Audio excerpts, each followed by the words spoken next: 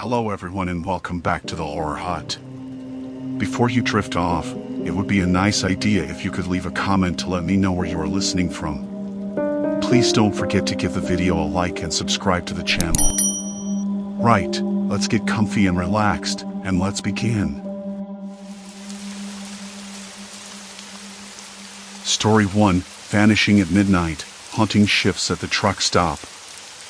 I pulled into the truck stop just as the sun was folding itself beneath the horizon, the sky bruised in purples and deepening blues. The place looked like most of the others I'd seen on this route, a patchy asphalt lot, a single-story building with peeling white paint and an old neon sign that buzzed faintly, half-lit, half-dead. The smell of diesel hung thick, mixed with the faintest trace of burnt coffee and something metallic I couldn't place. Maybe oil, or rust. I caught the taste of it just by breathing, that sharp tang at the back of my throat. I killed the engine and sat for a moment. The radio was dead static now, no stations worth tuning in for. Outside, a dog barked somewhere far off, sharp and lonely, then silence. Complete silence.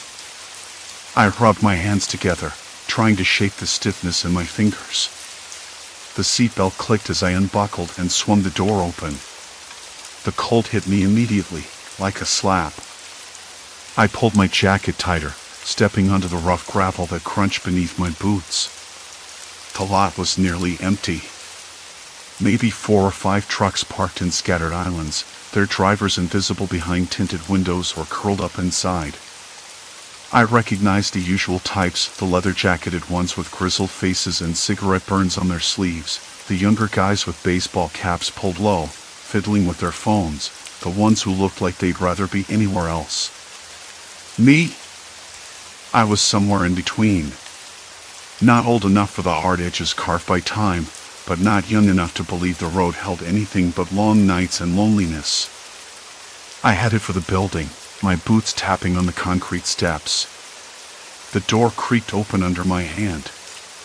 Inside, the fluorescent lights buzzed overhead, flickering intermittently. The air smelled warmer here, but stale, like it hadn't been breathed in for a while. The counter was manned by a skinny kid with a pale face and tired eyes, who barely glanced up as I shuffled a few bills across the worn laminate. "Coffee?" he asked, voice flat. "Yeah. Black." He nodded, turning away to pour. The hum of the old refrigerator filled the silence. I leaned against the counter, glancing around. The place was deserted except for a couple of truckers in the corner booth, their voices low and gravelly. Something about the way they moved, too deliberate, too slow, made me pause. I told myself it was just the late hour. Everyone's tired. My coffee arrived, hot and bitter, and I took a long sip, feeling the warmth settle in my chest. Outside, a cold wind rattled the window panes. I watched a man walk past the glass, a tall guy in a faded denim jacket, hands shoved deep in his pockets. His face was turned away, but I caught the outline of sharp cheekbones, a jaw clenched tight. He stopped for a moment, glanced inside, then moved on. I blinked, and he was gone. That was odd. I could swear he'd been standing there a second ago. Shrugging it off, I finished the coffee and stepped back outside. The night had thickened, the sky now a black canvas sprinkled with stars. The trucks were still where I'd left them, but something was different. The layout of the lot seemed off. The positions of the trucks had shifted, or maybe I'd misremembered. It wasn't just that. The building's front door was on the opposite side from where I'd entered. I frowned, stepping closer. The sign over the entrance was the same, but the windows were different shapes. The flickering neon buzzed unevenly, and the glow painted twisted shadows across the cracked asphalt. I blinked hard. Maybe I was tired. Or maybe the angle of the streetlight was playing tricks. I turned toward my truck, but the path I'd taken wasn't there. Instead, a narrow strip of dirt and gravel led into a patch of scrubby bushes. I swallowed hard, the cold knot in my stomach tightening. I told myself it was nothing. I'd been driving too long. The mind plays tricks when you're alone. I climbed into the cab and locked the door behind me. The radio was still dead static, but my phone buzzed briefly, a message from some unknown number. I hesitated, then opened it. Stay alert. We're watching. The screen went blank. My hands trembled, gripping the steering wheel. Outside, headlights flickered in the distance, but no truck moved. The lot was silent again, save for the distant bark of that dog. I glanced in the rearview mirror, catching a flash of a face in the shadows, someone watching. Or was I just imagining it? I stared at my reflection, the lines around my eyes, the tired set of my jaw. Who was I now? Just another loner on the road, or something else entirely? The night was young. Too young, maybe. And I wasn't sure I wanted to find out what came next. The engine hummed softly, the only warmth in the cold stillness. My fingers drummed against the steering wheel, restless. Every instinct screamed at me to drive away, to escape the uneasy feeling coiling in my gut. But something held me there, a thread of curiosity or stubbornness, I couldn't tell. The air smelled of rain and asphalt, heavy with unspoken secrets. Somewhere beyond the dark, the night waited, patient and unforgiving. And maybe, just maybe, so did I. I exhaled slowly, eyes fixed on the horizon where shadows twisted and whispered. The engine's hum was a low, steady pulse beneath the heavy silence. I glanced again in the rearview mirror. The face I caught earlier, the one in the shadows, was gone. Or maybe it had never been there at all. My reflection stared back, pale, drawn, eyes rimmed with tiredness that wasn't just from driving. I rubbed at the creases beside my eyes, feeling the roughness of skin that had spent too many nights awake, too many miles behind the wheel. The dog barked again. Somewhere distant, but closer now. A sharp, sudden sound that sliced through the stillness and made me jump. I exhaled slowly, trying to calm the tightening in my chest. I told myself it was just nerves, that I was overthinking everything. But the truth was, I didn't want to be alone here. Not anymore. I decided to get out. Just for a minute. To stretch, maybe clear my head. The air hit me like a slap, cold, damp, soaked with the tang of gasoline and something else. Something metallic, faint but unmistakable. The smell of old oil and wet concrete mixed with the faint, almost sickly sweetness of discarded food wrappers crushed underfoot. A late-night snack from the convenience store had left a sticky trail on the pavement, and I caught the faintest whiff of burnt coffee drifting from the open door. I pulled the door open and stepped out, boots hitting the rough asphalt. The lot was oddly empty. The trucks I'd seen earlier were still there, but no drivers in sight. The flickering light above the store entrance buzzed and hummed, a tired drone that made my skin crawl. I walked toward the store, the cold biting through my jacket. The glass door resisted for a second before sliding open with a soft hiss. Inside, the fluorescent lights buzzed overhead, casting a sickly glare over cracked linoleum floors and tired shelves. The air smelled stale, like a room that hadn't been aired out in days, mixed with the sharp scent of cleaning chemicals. Behind the counter, a man looked up. Mid-50s, thinning hair slicked back, eyes a shade too bright for someone who'd been working this graveyard shift for years. He gave me a nod, but his smile didn't reach them.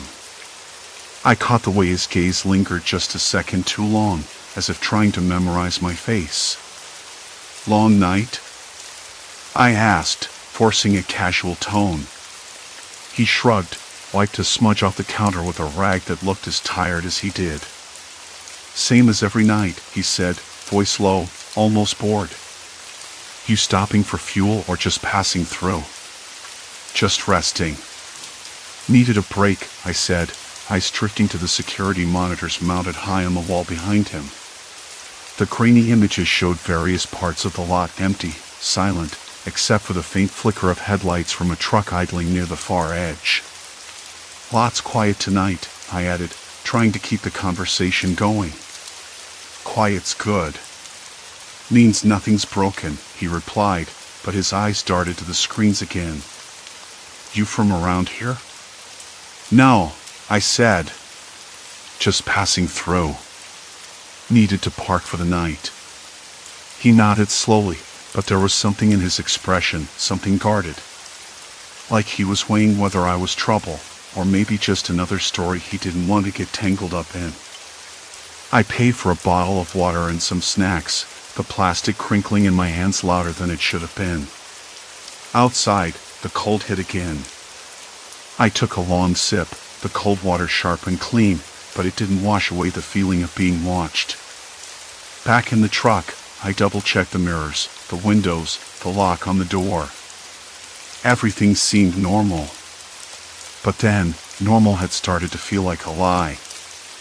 I pulled out my phone to check the time. No signal. Of course. This place was so remote even the towers gave up. I flipped through the photos I'd taken earlier, truck stop signs, the lot, the strange man at the counter. Something nickled at me. A detail I hadn't noticed before. The layout of the lot didn't match the map on the GPS. The stalls where I'd parked were off by a few feet, the convenience store's entrance shifted slightly, and the roads leading out seemed to curve differently than I remembered.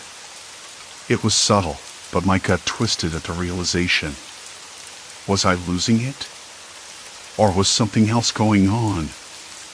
I decided to walk the perimeter of the lot, hoping to spot anything out of place. The night air was colder now, the wind picking up, carrying with it the distant hum of a generator. I stuck close to the edges, boots crunching over gravel and broken glass. Near the far fence, I spotted a small camera mounted on a pole, its lens glinting in the moonlight. I hadn't seen it before. It was new, or maybe I'd just been too distracted.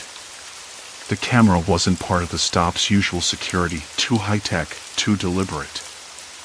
I crouched, running my hand over the rough metal pole. A thin wire disappeared underground, leading toward a nondescript building just beyond the tree line. The place looked abandoned, peeling paint, boarded windows, but the light from a tiny window flickered inside. My pulse quickened. I wasn't alone here. Not really. The dog barked again, sharper now, closer.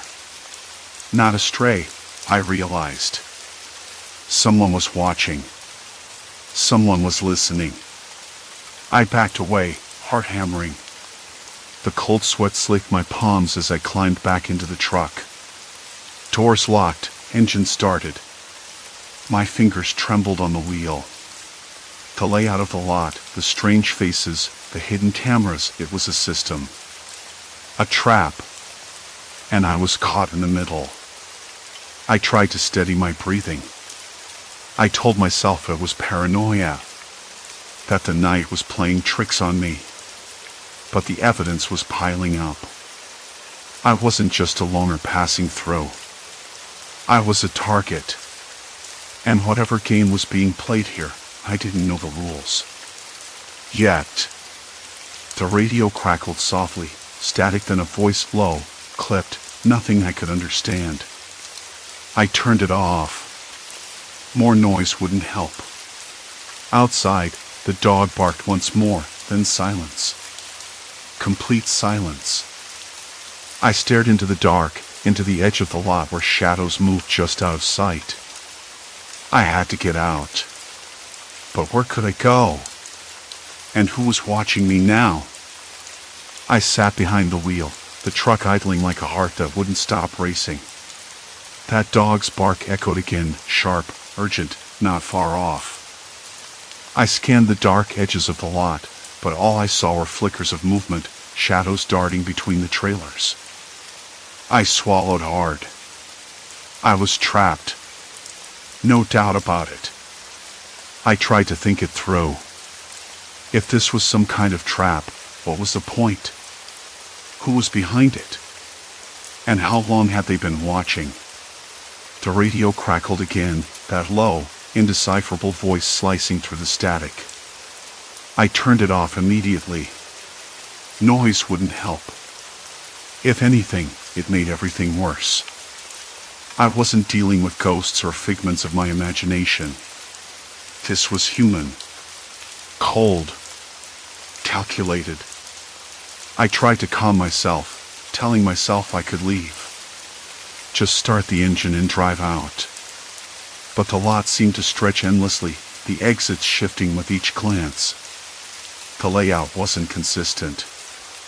I'd swear the gas pumps were in different spots every time I looked away. Maybe I was losing it. Or maybe that was the point. A sudden movement caught my eye. A man, standing by a rusted trailer, his face half hidden in shadow. He didn't move. Just watched. I blinked, and he was gone. I slammed my hand on the steering wheel, the sound that seemed to vibrate in my bones sharp in the silence. I didn't know what I was fighting anymore, my mind. Them? The dark. I locked the doors again and leaned back, eyes closed. I could hear my own breathing, ragged and uneven, and the faint hum of the truck's engine. The cold sweat was slick on my forehead. But there was no way out. Not yet. That's when I noticed it, the small blinking light, red and steady, tucked beneath the dashboard. I hadn't seen it before. A camera? A microphone? My stomach twisted. I reached down slowly, my fingers trembling, and peeled back a loose panel. Wires. Tiny lenses. All connected to some device I didn't understand. Someone had been here before me. They'd rigged this place, the trucks, the lot. They were watching. Why me? I whispered into the dark, the words swallowed by the silence. Then my phone buzzed. I jumped. It wasn't mine. The screen lit up with a message, "Don't leave. It's for your own good." I stared at it, disbelief crashing through my chest. How? Who? There was no signal here, no network. And yet, there it was. The words, cold and clipped. I wanted to scream. I wanted to run, but my legs wouldn't move. The truck felt like a cage. My only hope was to understand what they wanted. The night stretched on. The faces outside shifted again, some familiar, some strange. The man who'd watched me reappeared, closer this time. His eyes locked onto mine through the windshield. I saw a flicker of something, sympathy? Malice? I couldn't tell. I reached for the radio, hoping to catch a clear voice, a clue. But instead, the static gave way to a voice I recognized, my own. A recording, distorted but unmistakably me, talking about the lot, the faces, the paranoia. It played over and over. I slammed the radio off and sat back, my breath catching. This wasn't just surveillance. It was a psychological experiment, and I was the subject. I thought about the other drivers, the loners like me. Were they all trapped? Or just me? The answer didn't matter. I was in too deep now. There was no turning back. I pulled out my notebook, scrawling down everything, the blinking light, the message, the faces. I didn't know who I could trust, if anyone. But I had to keep moving forward. Then, headlights flared behind the truck. A vehicle pulled up beside me. The window rolled down slowly, revealing a woman's face bathed in pale light. Her eyes were sharp, unreadable. "You're not going anywhere," she said softly. No threat in her voice, just a statement of fact. I swallowed hard. The trap had tightened. The game was no longer about escape. It was about survival. and I wasn't sure I was ready. The woman's gaze didn't waver as she reached into the back seat and pulled out a small, leather-bound notebook. Flipping it open, she slid it toward me. "You need this," she said, voice steady but edged with urgency. "It's everything you've been looking for: names, dates, locations. But there's more to it than just facts. There are codes, patterns. You'll need to decipher them if you want to understand what you're really up against." I hesitated, my fingers hovering over the notebook's worn cover. Taking it felt like accepting a lifeline, fragile and uncertain. "Why help me?" I asked, the words barely above a whisper. She didn't answer immediately.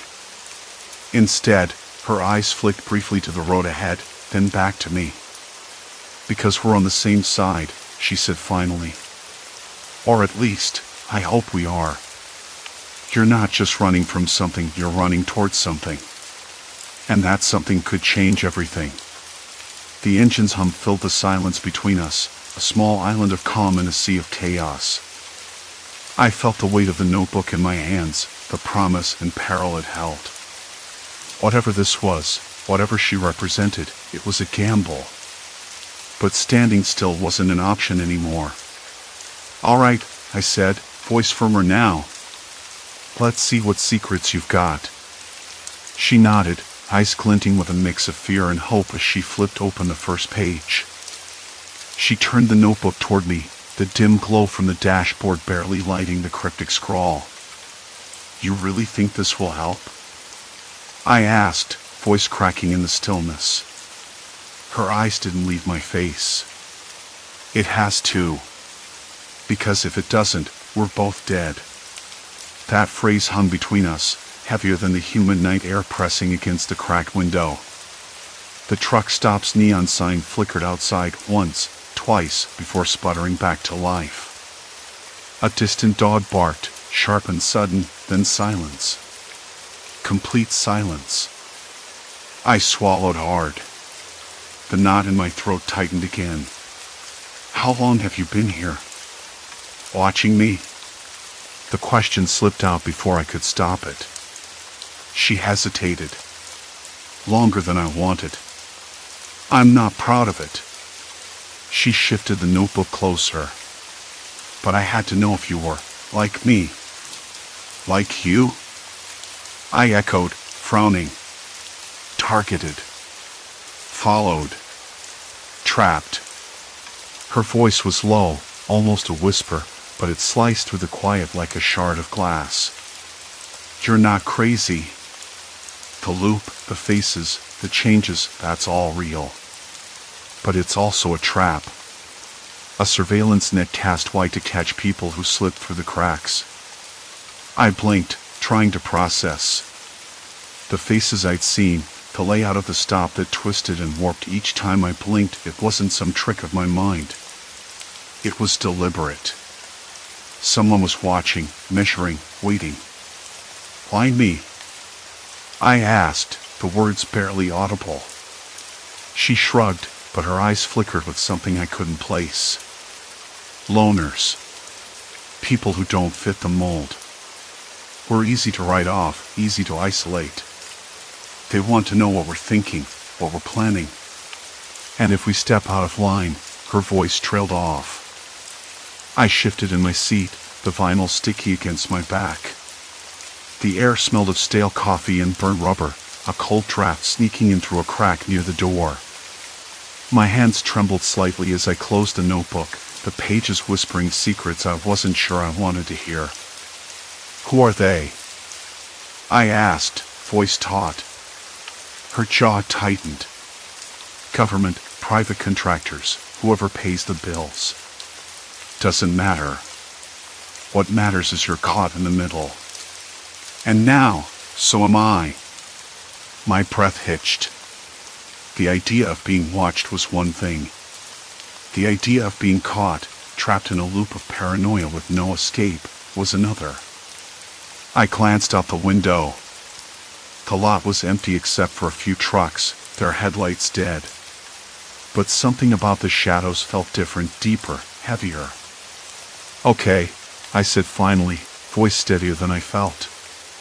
What do we do? She looked at me then, eyes sharp as broken glass. We fight back. But first, you need to understand the loop. I nodded, trying to keep the panic at bay.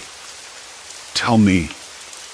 She flipped the notebook open again, pointing to a diagram and an intricate grid of lines and dots that resembled a map, but not like any I'd ever seen.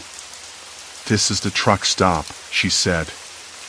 Or what it used to be, at least.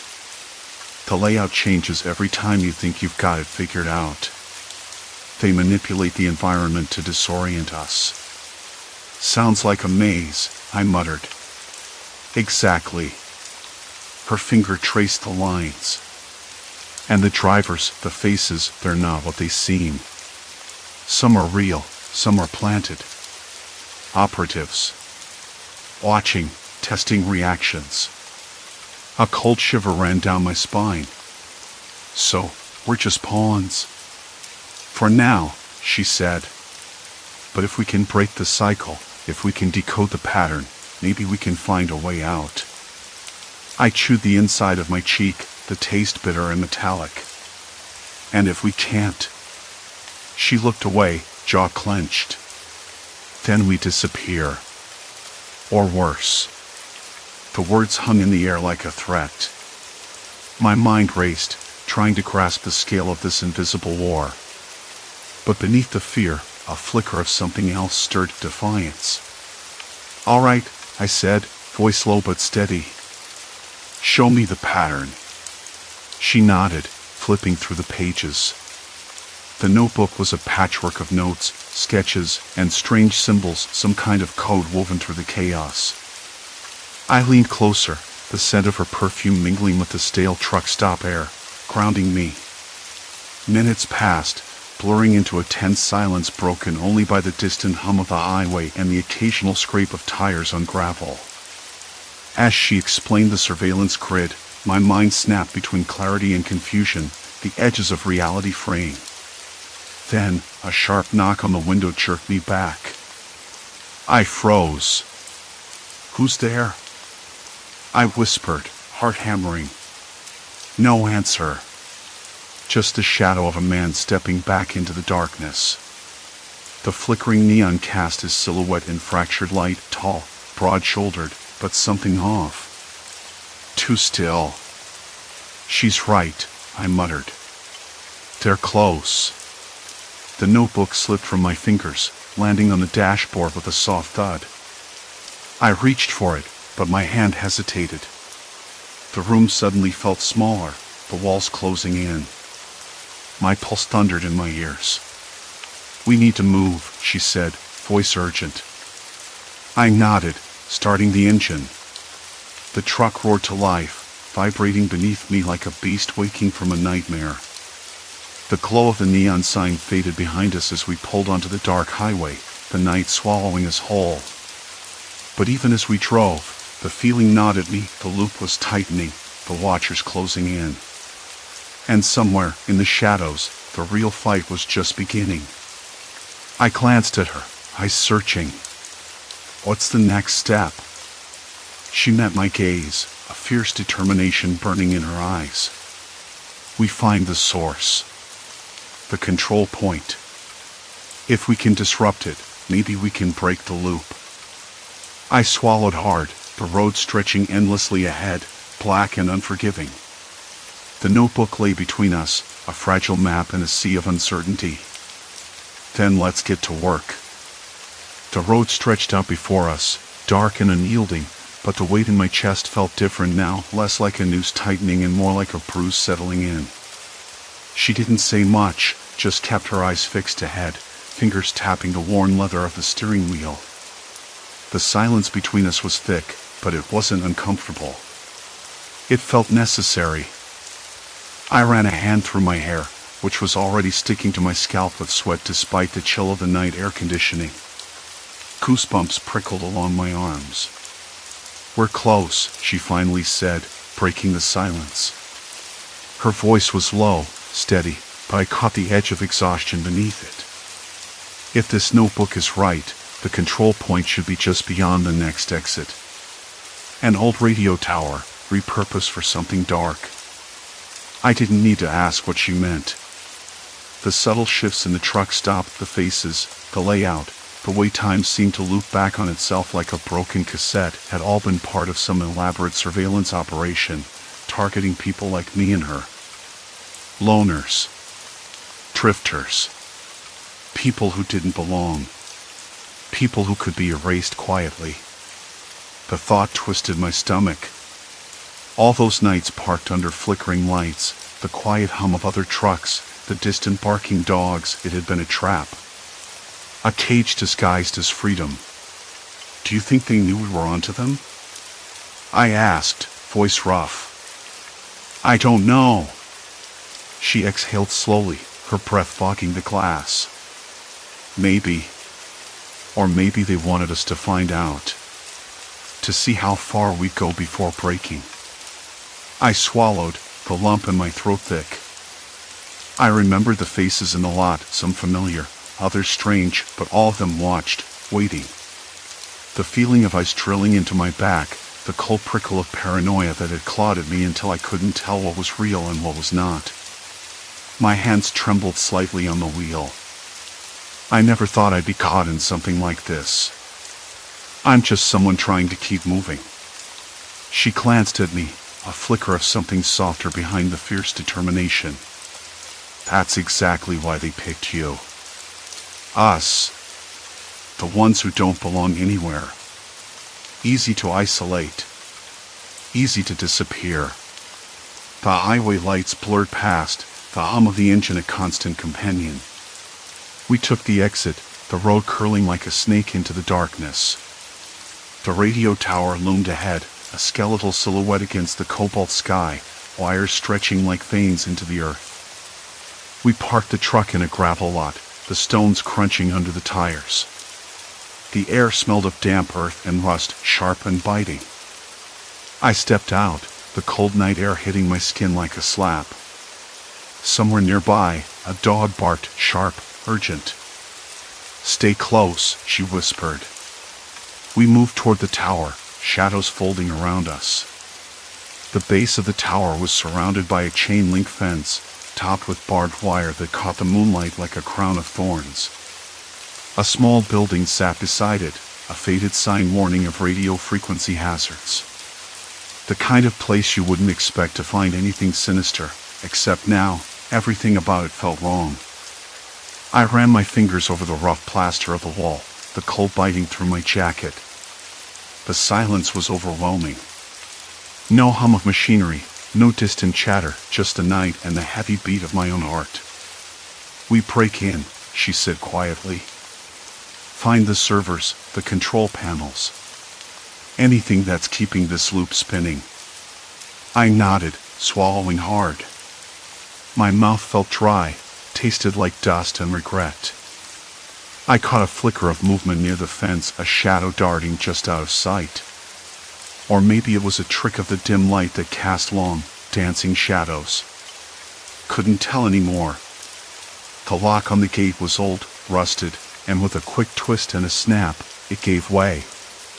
We slipped inside, the gravel crunching too loud beneath our boots.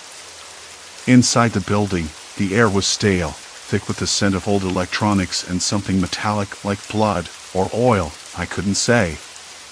The faint hum of machines greeted us, faint but steady. Rows of servers blinked, their lights pulsing like a heartbeat. I crouched by a console, fingers trembling as I scanned the screens. Lines of code scrolled endlessly, a digital labyrinth designed to trap and observe. The notebook's notes matched up, this was it.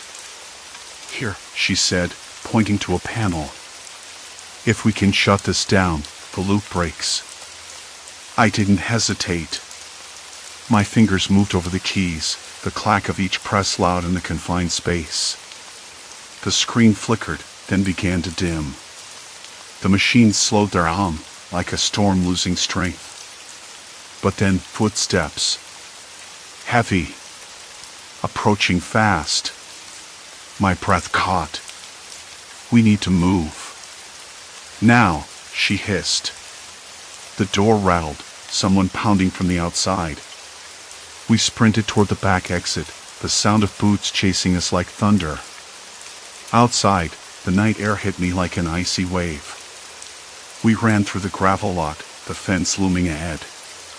She darted under the barbed wire, and I followed, scraping my arm on the sharp edges. The dogs barked again, closer this time. We didn't stop until the headlights of the truck were in sight, glowing like a beacon. I fumbled with the keys, hands slick with sweat, heart hammering so loudly I thought it might burst out of my chest.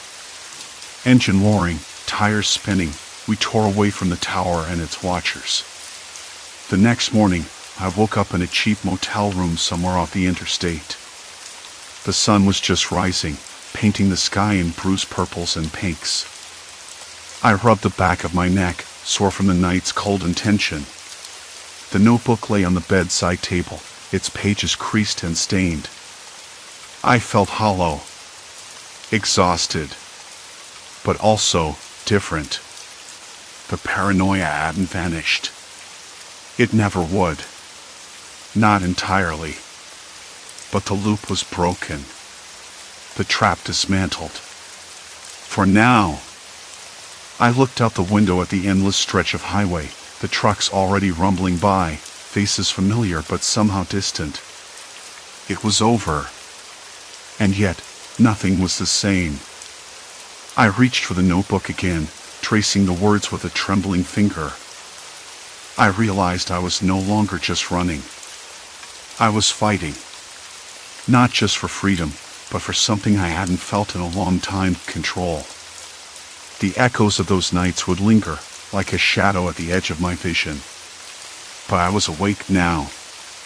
Aware. And maybe, just maybe, that was enough. I packed up the notebook, folded it carefully, and slid it into the glove compartment. The road called again. But this time, I wasn't alone in the dark. Story 2, countdown of ominous messages, unseen fate unfolding. I never used to pay attention to my phone much. It sat mostly silent, buried beneath the usual clutter on my desk: old receipts, a cracked coffee mug, a stack of unopened mail. The glow of the screen was something I only noticed when it lit up at odd hours or during those rare moments when I was forced to wait for someone who was forever late.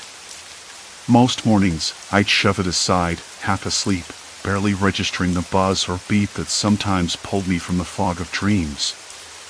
That Tuesday morning, though, was different. The sky outside was a dull, washed-out gray, the kind of light that felt weak and tired, like the clouds were dragging themselves along just to get through the day. The air smelled faintly of wet pavement and something sharp, maybe the bitter tang of spilled gasoline from a nearby gas station. I stood by the kitchen window, spoon halfway to my mouth, watching the neighborhood wake up in fits and starts. A dog barked somewhere down the street, then silence. Complete silence. I heard my phone buzz. A single vibration, so soft I thought it was coming from my jacket pocket. But no jacket. It was on the desk, face down. Curious, I flipped it over. There, a text message blinked on the screen, from a number I didn't recognize.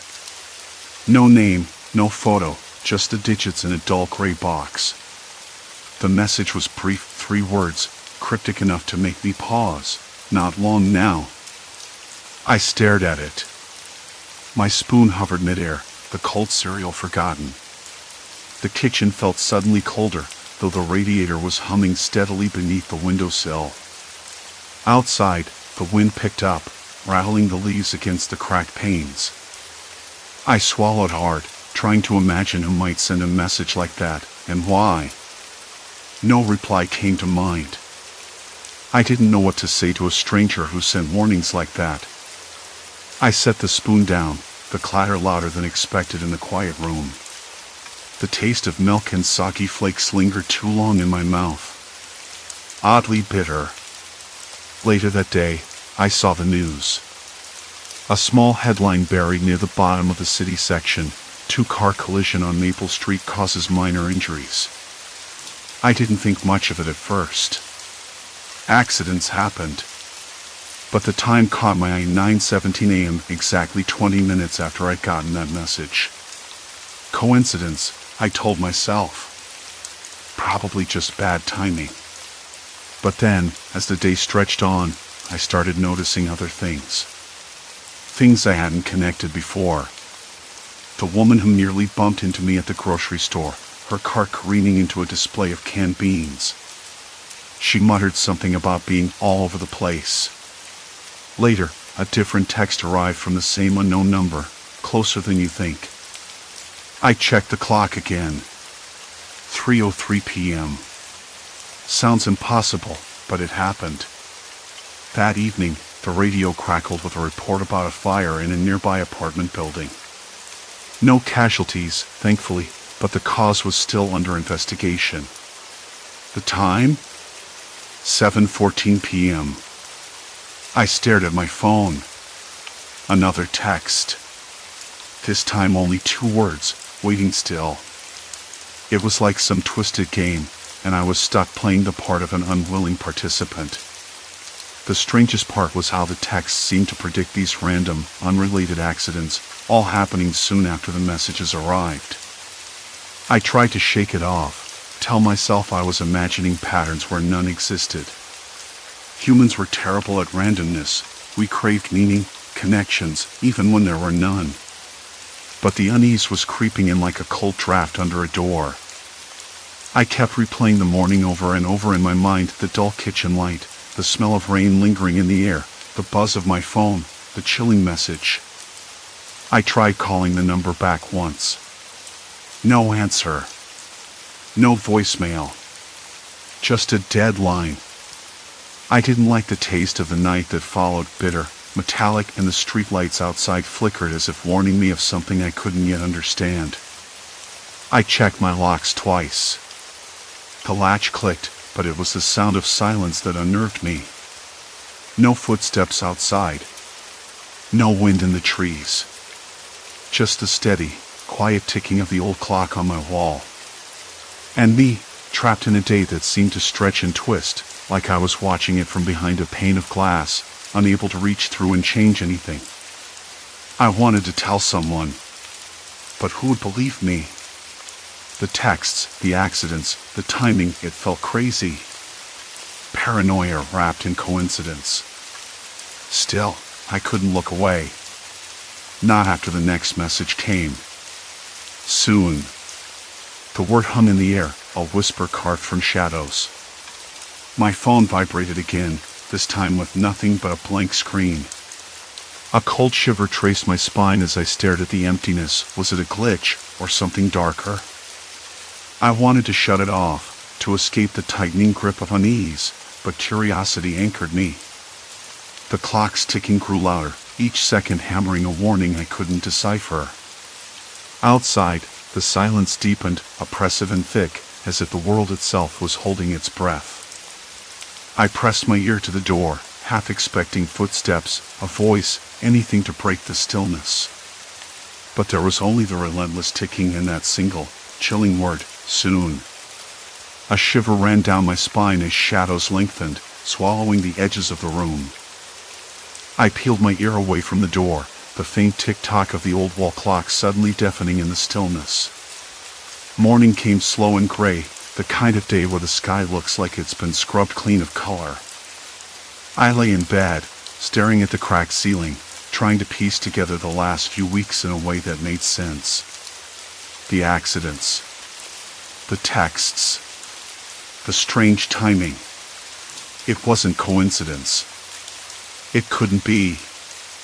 But what was it? Who was behind it? And why me? The unanswered questions gnawed at me, sharper than any fear. I knew I had to do something. Waiting was no longer an option. So I got up, the rough cotton of my shirt scratching at my skin, and headed to the kitchen. The stale smell of last night's cold coffee hit me like a wall, but I ignored it, focusing instead on the little notebook I'd grabbed from my desk the night before. It was a mess of scribbles and times accidents logged next to cryptic texts. I flipped through the pages again, tracing the pattern with a finger that was still trembling. The messages always came first. Always before something bad happened. And they were always different but weirdly similar. Fake threats, single words, sometimes just numbers. Soon. Watch. 44, the last one had come right before the car crash on 5th Avenue. I ran a hand through my hair, biting my lip. If this was some kind of game, I was losing. And the stakes were getting higher. I needed help. But who? My friends would think I was losing it. The cops. They'd probably laugh me out of the station.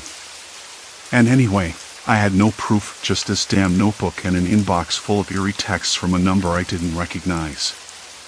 The messages came from burner phones or untraceable apps. Whoever it was, they were tearful. I sat at the kitchen table, the creamy wood rough under my palms, and tried dialing the only person I trusted, Maura. She'd been there through everything, no matter how messy I got. The line rang twice before she picked up. "Hey," I said, voice low, trying to keep it steady. "Can we meet? It's important." There was a pause. "You sound off. What's going on?" I hesitated. "I'm scared, Mara. I think someone's stalking me. Sending these messages before accidents happen. I know it sounds crazy, but I'm serious." "Meet me at the cafe on Main and 30, she said, no questions asked. "We'll figure it out." I hung up, heart pounding so loud I could almost hear it over the silence. For the first time in days, I felt a sliver of hope. The cafe smelled like burnt espresso and old cinnamon rolls when I walked in. Mara was already there, her hands wrapped around a chipped mug, eyes sharp and concerned. She looked up as I slid into the seat opposite her. "Start from the top," she said. I spilled everything, the texts, the accidents, the notebook, the chilling soon. I watched her face carefully, looking for disbelief, dismissal, anything. But she just nodded, slow and steady, like she was piecing it together with me. "Have you told the police?" she asked quietly. "No. I don't have proof, just this pattern. And I'm afraid they'll think I'm nuts." Mara frowned. "You need to be careful.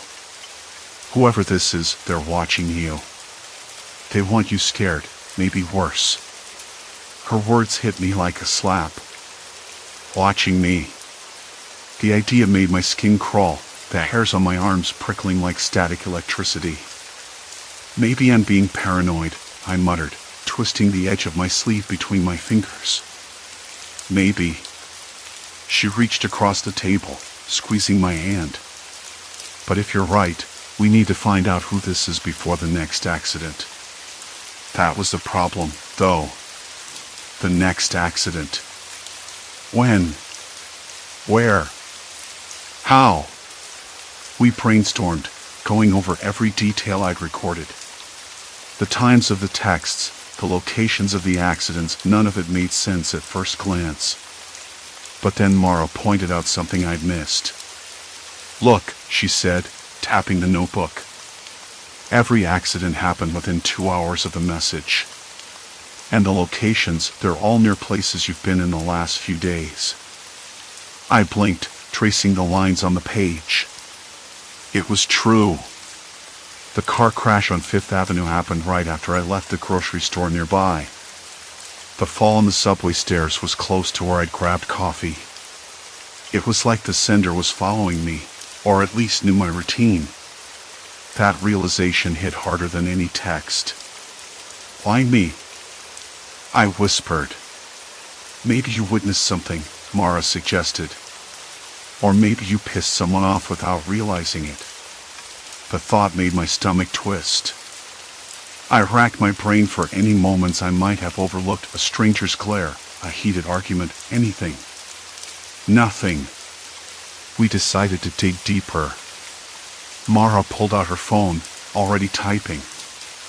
I've got a friend who works in cybersecurity.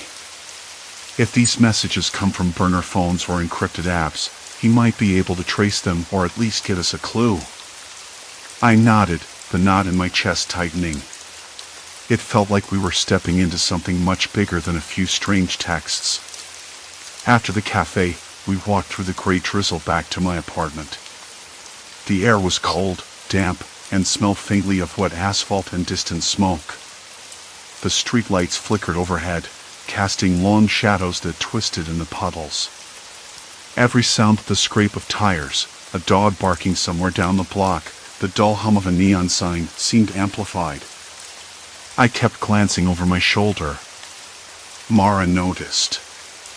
"You okay?" "Yeah," I said, but my voice cracked. "Just jumpy." Back inside, I locked the door and double-checked the windows. The lock rattled under my fingers, too loose, maybe? I made a mental note to fix it tomorrow. Mara paced the small living room, her brow furrowed. "Do you think this person could come here?" she asked. I shrugged, swallowing hard. "I don't know, but it feels like there's nowhere safe." The room felt colder suddenly, the shadows deeper. My phone buzzed on the table. I hesitated. Then, slowly, I picked it up. A new message. From the same unknown number. Just one word. Waiting. The blood drained from my face. Mara gasped, eyes wide. I dropped the phone onto the couch cushion. The fabric swallowed its buzzing. Outside, the wind picked up, rattling the window panes. Waiting. That word was worse than soon. It was a promise.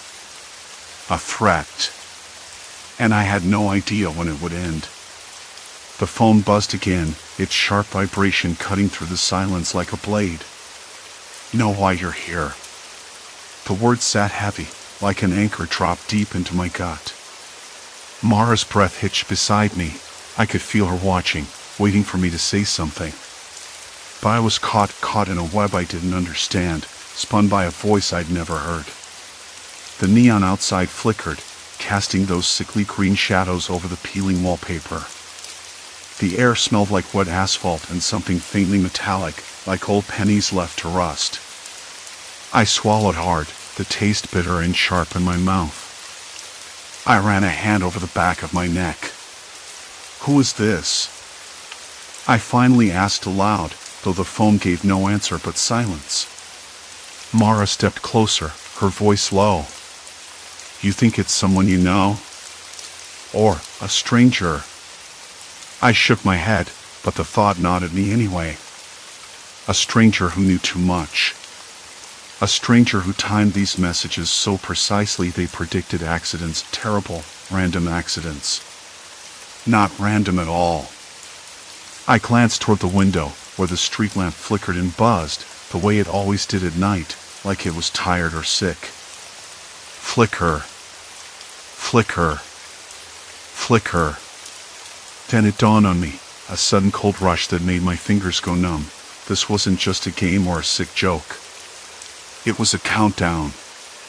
Each message was a number in a sequence I hadn't fully understood until now. I had been drowning in clues, but the pieces weren't just connected, they were a chain I couldn't break. "Look," I said, voice quieter now, the words almost reluctant, I think. "I think this is happening to me. Not just at random. I'm part of it." Mara's mouth opened, then closed. "Part of what?" I shook my head again, frustration bubbling like a storm inside me. "A pattern. A countdown. If I'm right, the last message wasn't waiting, it was a marker. A point of no return." My hands trembled as I scrolled through the texts again. The dates, the times, the accidents, they lined up too perfectly. A chain of events that no one else could see. "Why me?" Mara whispered. No answer came. I didn't know. I didn't want to think about it, but the truth was creeping through the cracks of my mind like cold air in winter. I was trapped. The room seemed to shrink around us. The walls pressed in like they were closing, the floorboards creaked under an invisible weight. Mara reached out, her fingers brushing mine, a small lifeline in the chaos. I wanted to believe it was enough. Then the phone buzzed again. Tonight. Just one word. Short. Sharp. Final. I dropped the phone onto the couch. The buzzing stopped, but the silence that followed was worse. Tonight, I repeated. Not soon. Tonight. Mara's eyes darted toward the window, where the street outside was drenched in rain now. The drops hit the glass like tiny hammers. I could smell the wet earth mixing with the faint scent of gasoline from a nearby garage. A dog barked in the distance, sharp, urgent. I swallowed hard, my throat dry as sandpaper. We have to figure out what this means. What's going to happen tonight? The truth was, I wasn't sure I wanted to know. But I had no choice. The phone buzzed again, once, twice, then fell silent. I stared at it, willing it to ring again, to give me something, anything I could use. But nothing came. Just the cold thrum of fear settling deep in my bones. I looked at Mara. I think we're running out of time. Her breath hitched. Where do we even start? I didn't have an answer. Not yet. But I knew one thing for sure. There was no turning back now. Not after tonight. I grabbed my coat and headed toward the door, the weight of the unknown pressing down harder with every step. Mara was right behind me, her eyes wide but determined. Outside, the night air was sharp and unforgiving, slicing through the silence of the empty streets. Somewhere in the distance, a siren wailed, a reminder that the world was still turning, indifferent to the chaos unfolding beneath its surface. We moved quickly, weaving through alleyways and side streets, trying to stay off any potential radar. Every shadow seemed to hold a secret, every corner a potential threat. I could feel Mara's tension radiating beside me, but we both kept our faces blank, our footsteps steady. Do you think it's connected to the disappearances? She whispered, voice barely audible. I shook my head. Maybe. Or maybe it's something worse. Something we haven't even imagined. The phone buzzed again in my pocket. This time, I answered without hesitation. Hello? A distorted voice crackled through the speaker, barely more than a whisper. If you want answers, meet me where it all began. Midnight. Alone. The line went dead. I swallowed hard. The place where it all began, there was only one spot that fit that description. The abandoned warehouse by the docks. Mara looked at me, her gaze fierce. You're not going alone. I have to be, I said. If this is a trap, I'm the bait. You stay back, keep the car running. She hesitated, then nodded. Be careful. As I approached the warehouse, the moon disappeared behind a cloud, casting the world into near total darkness.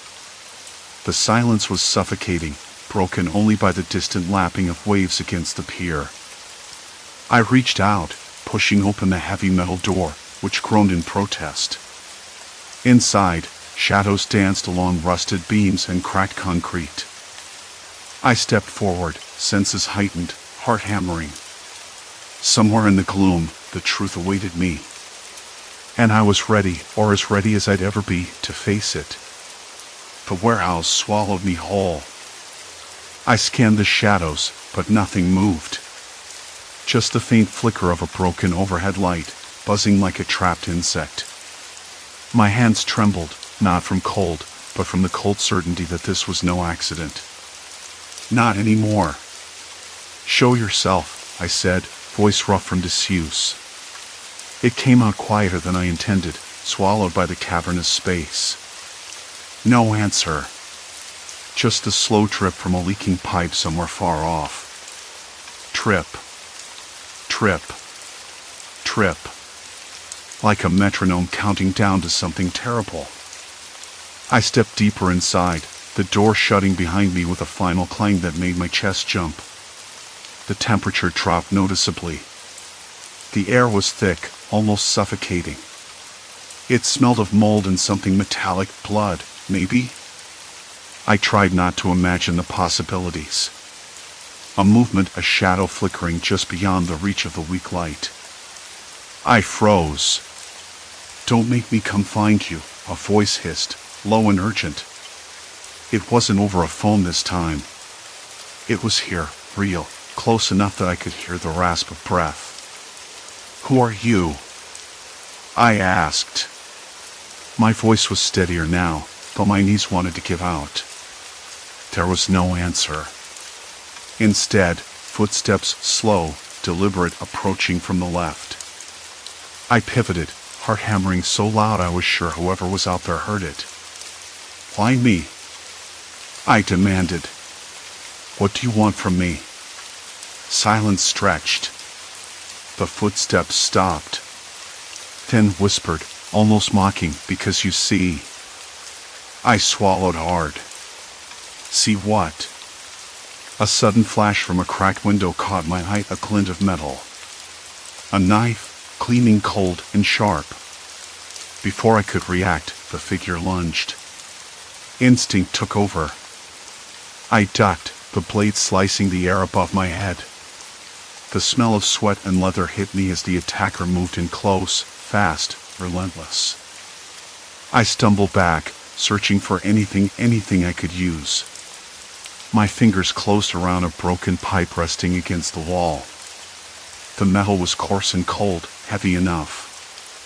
I swung. The pipe connected with a sickening thud, and the attacker grunted, staggering back. "Stay back!" I shouted, voice raw, adrenaline surging. The figure hesitated, then lunged again. We collided in a tangle of limbs, the fight brutal and desperate. I could taste the dust in my mouth, feel the rough plaster scraping my skin as we crashed to the ground. My breath came in ragged gasps. Every instinct screamed to run, but I couldn't leave without answers. Not now. The attacker's grip was iron tight, fingers digging into my arm like claws. Pain flared, sharp and sudden, but I forced myself to focus, to find a way out. A flash of something familiar, a tattoo on the wrist, half hidden beneath the sleeve. A symbol I'd seen before, in one of the photos the stranger had sent me. The same symbol that had appeared in the texts. Recognition hit me like a punch to the gut. "You," I whispered, voice trembling. "You've been sending the messages."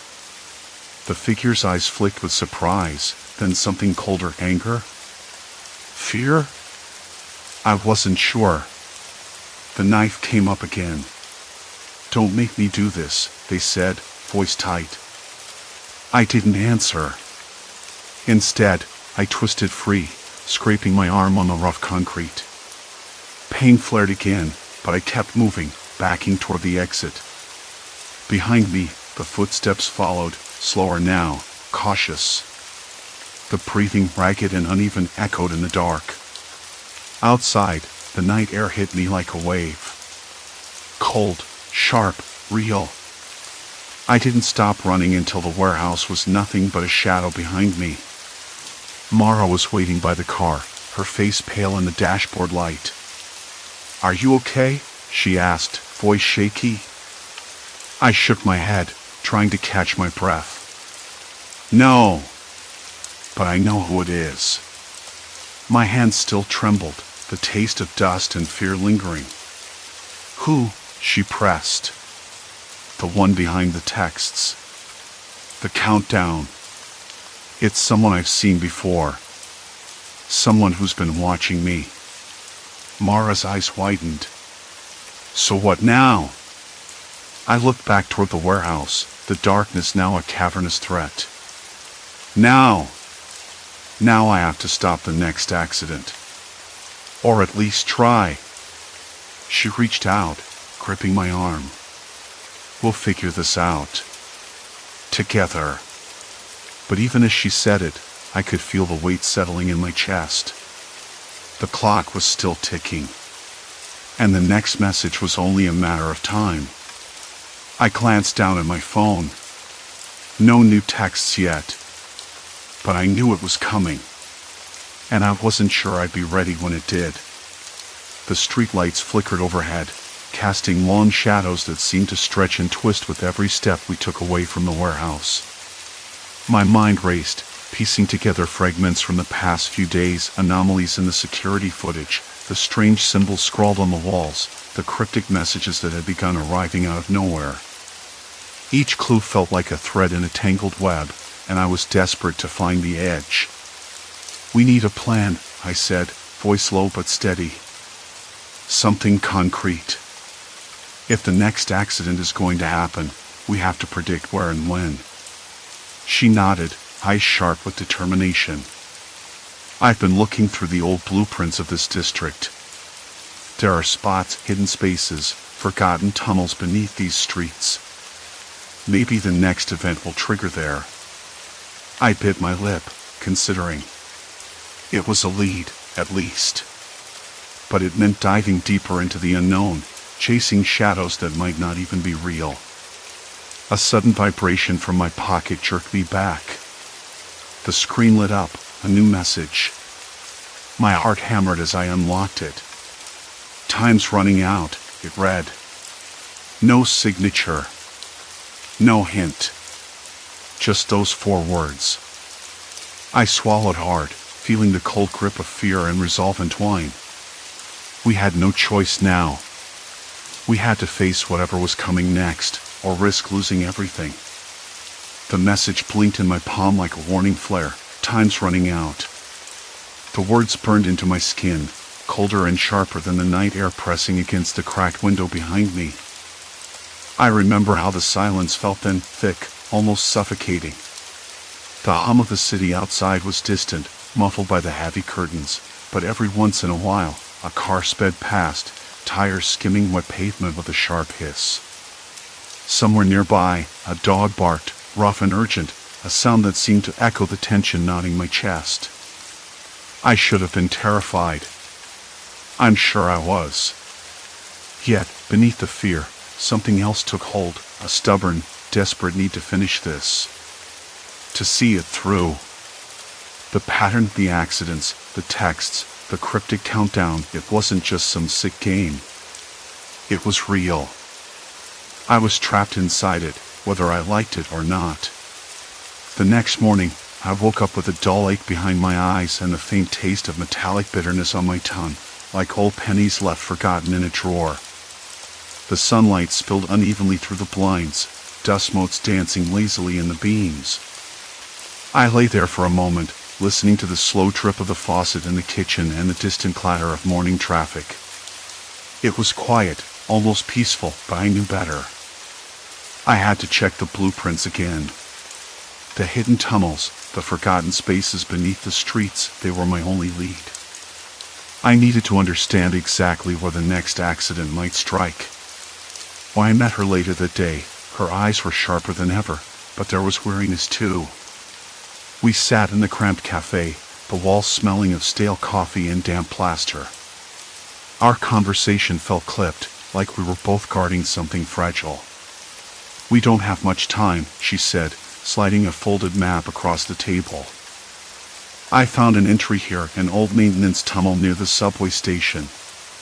It's been sealed for years, but there have been reports of strange noises. Could be where the next event is meant to happen.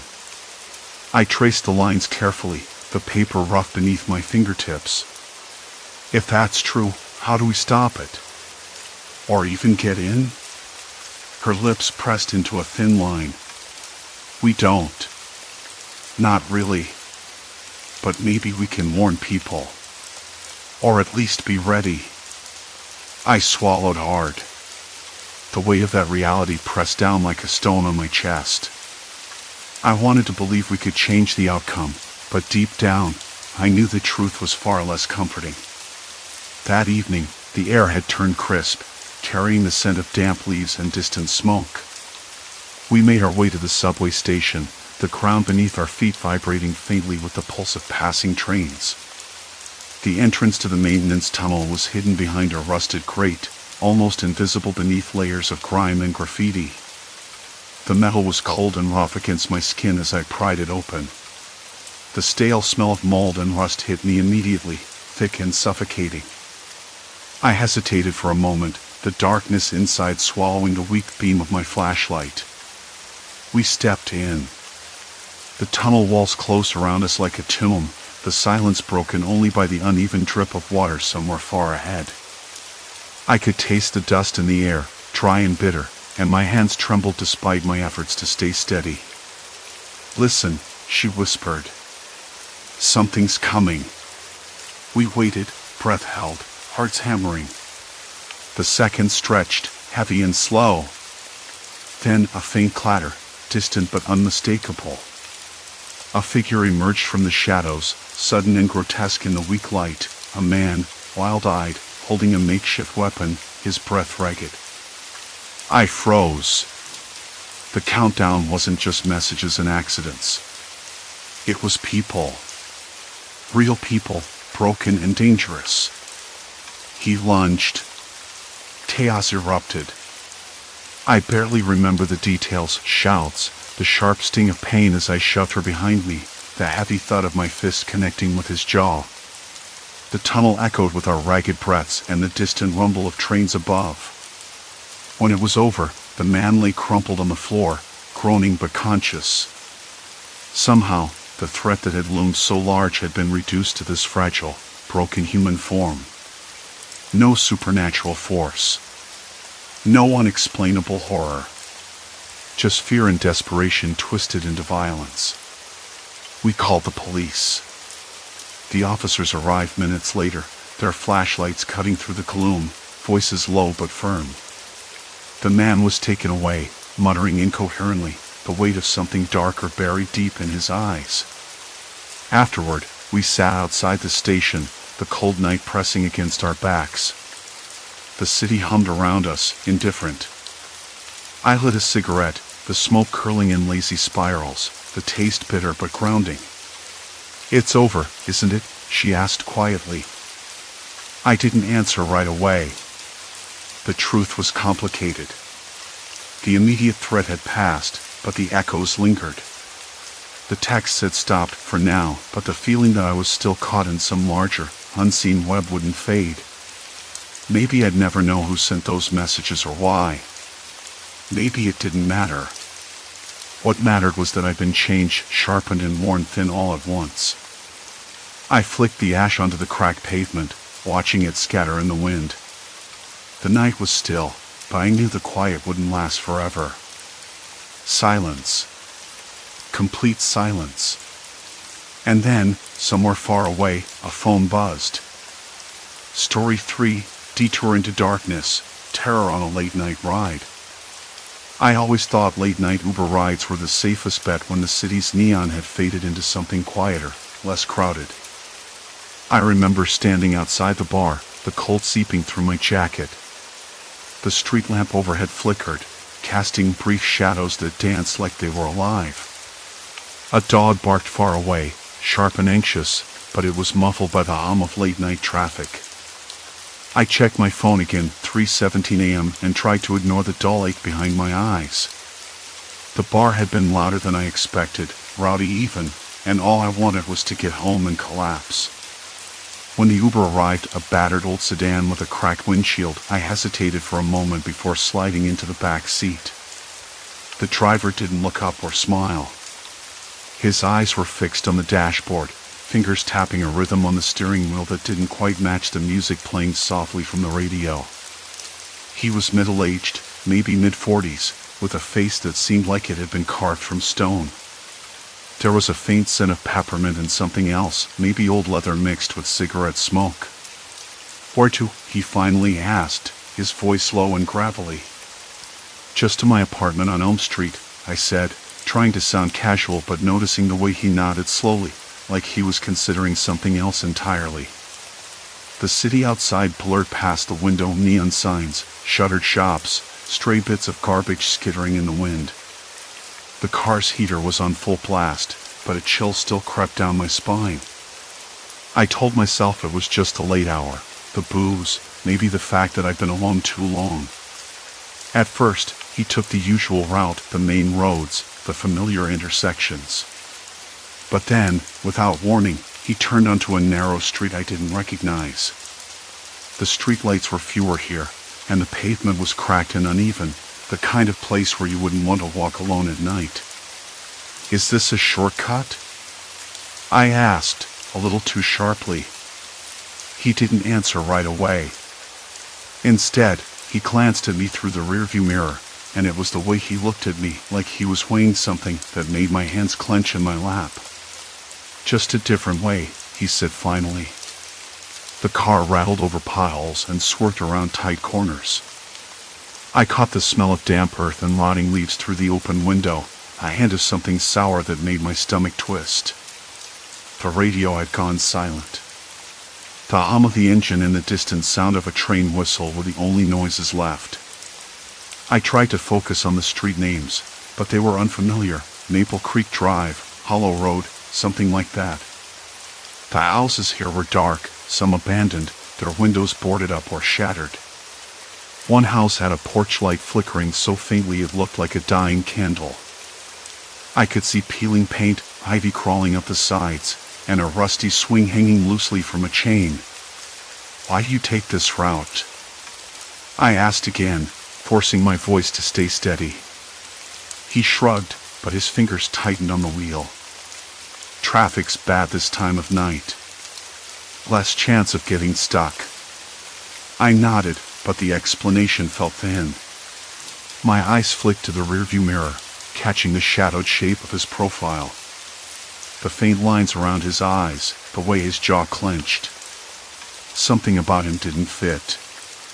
Maybe it was the way he didn't seem to want to make small talk. Or maybe it was the way the car's interior smelled, like something long forgotten, mixed with peppermint and stale smoke. We drove like that for what felt like an hour, twisting deeper into neighborhoods that looked like they'd been left behind by time. I checked my phone a few times, the battery stubbornly holding out but the screen dim and cracked along one corner. No signal. I tried to tell myself it was just a dead zone, but the unease was settling in my chest like a stone.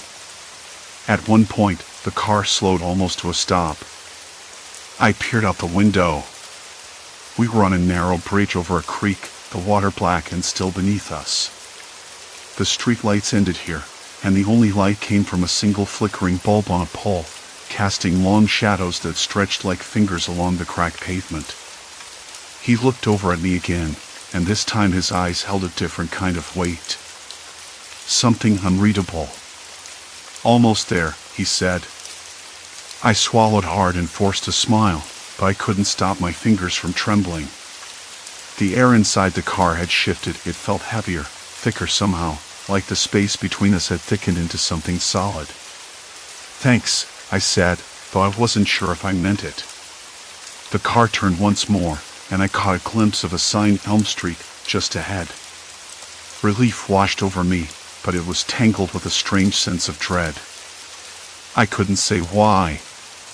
When the car finally stopped, I grabbed my bag and opened the door. The cold night air hit my face, sharp and biting. The street was quiet, too quiet. No cars, no people. Just the distant hum of the city, like a faint heartbeat. I looked back at the driver. He was watching me, his face unreadable in the dim light. "Have a good night," I said, trying to keep the edge out of my voice. He nodded once. "You too." I closed the door and started walking toward my building, the click of my boots on the pavement echoing louder than I expected. Behind me, the car idled for a moment, then disappeared down the street without a sound. I paused at my doorstep, the familiar creak of the old wood under my hand. The night was still. I couldn't shake the feeling that something was off. Something I couldn't quite put my finger on. Later, when I checked a route on my phone, I saw the path we'd taken. It was strange, winding, looping back on itself, passing places that didn't seem to connect logically. The driver's explanation didn't add up. And somewhere in the back of my mind, a question took root, quiet and persistent. Why had he insisted on taking those unfamiliar roads? And who else had he driven off the beaten path, never to reach their intended destination? The next morning, sunlight spilled unevenly through the blinds, casting narrow stripes across my cluttered desk. I pulled my laptop closer, fingers tapping tentatively on the keyboard. First thing, check any complaints about that driver. Maybe someone else had noticed the strange routes, the detours. A quick search of the rideshare app's forums, then a deeper dive into local news archives. Nothing obvious at first glance. No reports of disappearances linked to Uber rides, at least nothing public. Still, I wasn't convinced. That odd pattern in his driving had to mean something. I jotted down the streets he'd taken last night, marking them on a digital map until the winding loops started to form a rough shape. The neighborhoods were quiet, mostly residential, but some areas looked off. Abandoned buildings, boarded-up stores, patches of overgrown grass where sidewalks had cracked and buckled. A few stray dogs barked somewhere far off, their voices muffled by distance and the hum of early morning traffic. Something about the smell of the coffee made me flinch. It was stale, like it had been sitting too long, but I kept drinking anyway. The bitter warmth grounded me. I needed to keep thinking, keep digging. The phone rang, slicing through the silence like a sharp knife. I jumped, nearly spilling my coffee. It was Emma. I answered on the second ring. "Hey," she said, voice low, cautious. "Did you get any sleep?" "Not really," I admitted. "I'm still turning over last night. That route, it doesn't make sense. I'm trying to figure out if anyone else has noticed." There was a pause on the other end. "I looked into it too," she said finally. "No one's talked about him online, but something's weird. I checked the license plate. You got no complaints yet, but it's almost like he's been careful, you know? No obvious red flags." "Yeah," I said, rubbing my temple. "Like he's hiding something. Or maybe just waiting." Emma sighed. "I don't like this. You should be careful." "Thanks." I figured as much. I glanced at the window.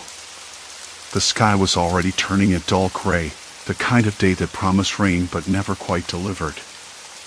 I'm going back to the area tonight. Maybe I can spot something unusual on foot. "You want me to come?" Her voice was hesitant, but I could hear the concern underneath. "No. It's better if I go alone. I don't want to drag you into this." I tried to sound confident, but inside my chest tightened. "Okay. Just text me when you get back." I promised I would. After hanging up, I stood and paced the room, the floorboards creaking beneath my feet. The strange detours had taken us near a few places I'd never thought much about before: old factories, a small junkyard, a community center that looked like it hadn't seen visitors in years. Why would a driver choose those spots? What was he looking for? Later that afternoon, I grabbed my jacket and headed out. The air was chilly, damp with the smell of impending rain. I took the bus toward the neighborhood the driver had circled the night before. I stayed off the main streets, walking slowly, eyes scanning. Houses with peeling paint, rusted mailboxes, windows dark and empty like the community itself had moved on.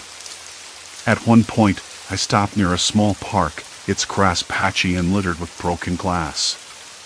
The smell of wet earth and something faintly metallic hung in the air. I crouched, fingers brushing against a crushed soda can. A distant siren wailed, fading quickly. The sound made my skin prickle. I pulled out my phone and opened the rideshare app, pretending to check messages. It felt foolish, but I wanted to see if the driver was still active tonight. No recent trips in this area, but the app showed his status as available. I slipped the phone back into my pocket and kept moving. As twilight fell, the streets took on a different character. Shadows stretched longer, swallowing the edges of the cracked sidewalks and abandoned storefronts. A few windows flickered with dim light, but most were dark. Somewhere behind me, the staccato bark of a dog echoed, then another answered from the opposite side. The air tasted colder now, sharper, as if the day had been holding its breath. I reached the junkyard the driver had passed by. Rusted cars piled haphazardly, their metal frames twisted and broken. A faint smell of oil and decay. I leaned against a fence, fingers tracing the rough metal wire, and looked around. There was a narrow path leading deeper into the lot, overgrown with weeds and littered with scraps of paper and plastic.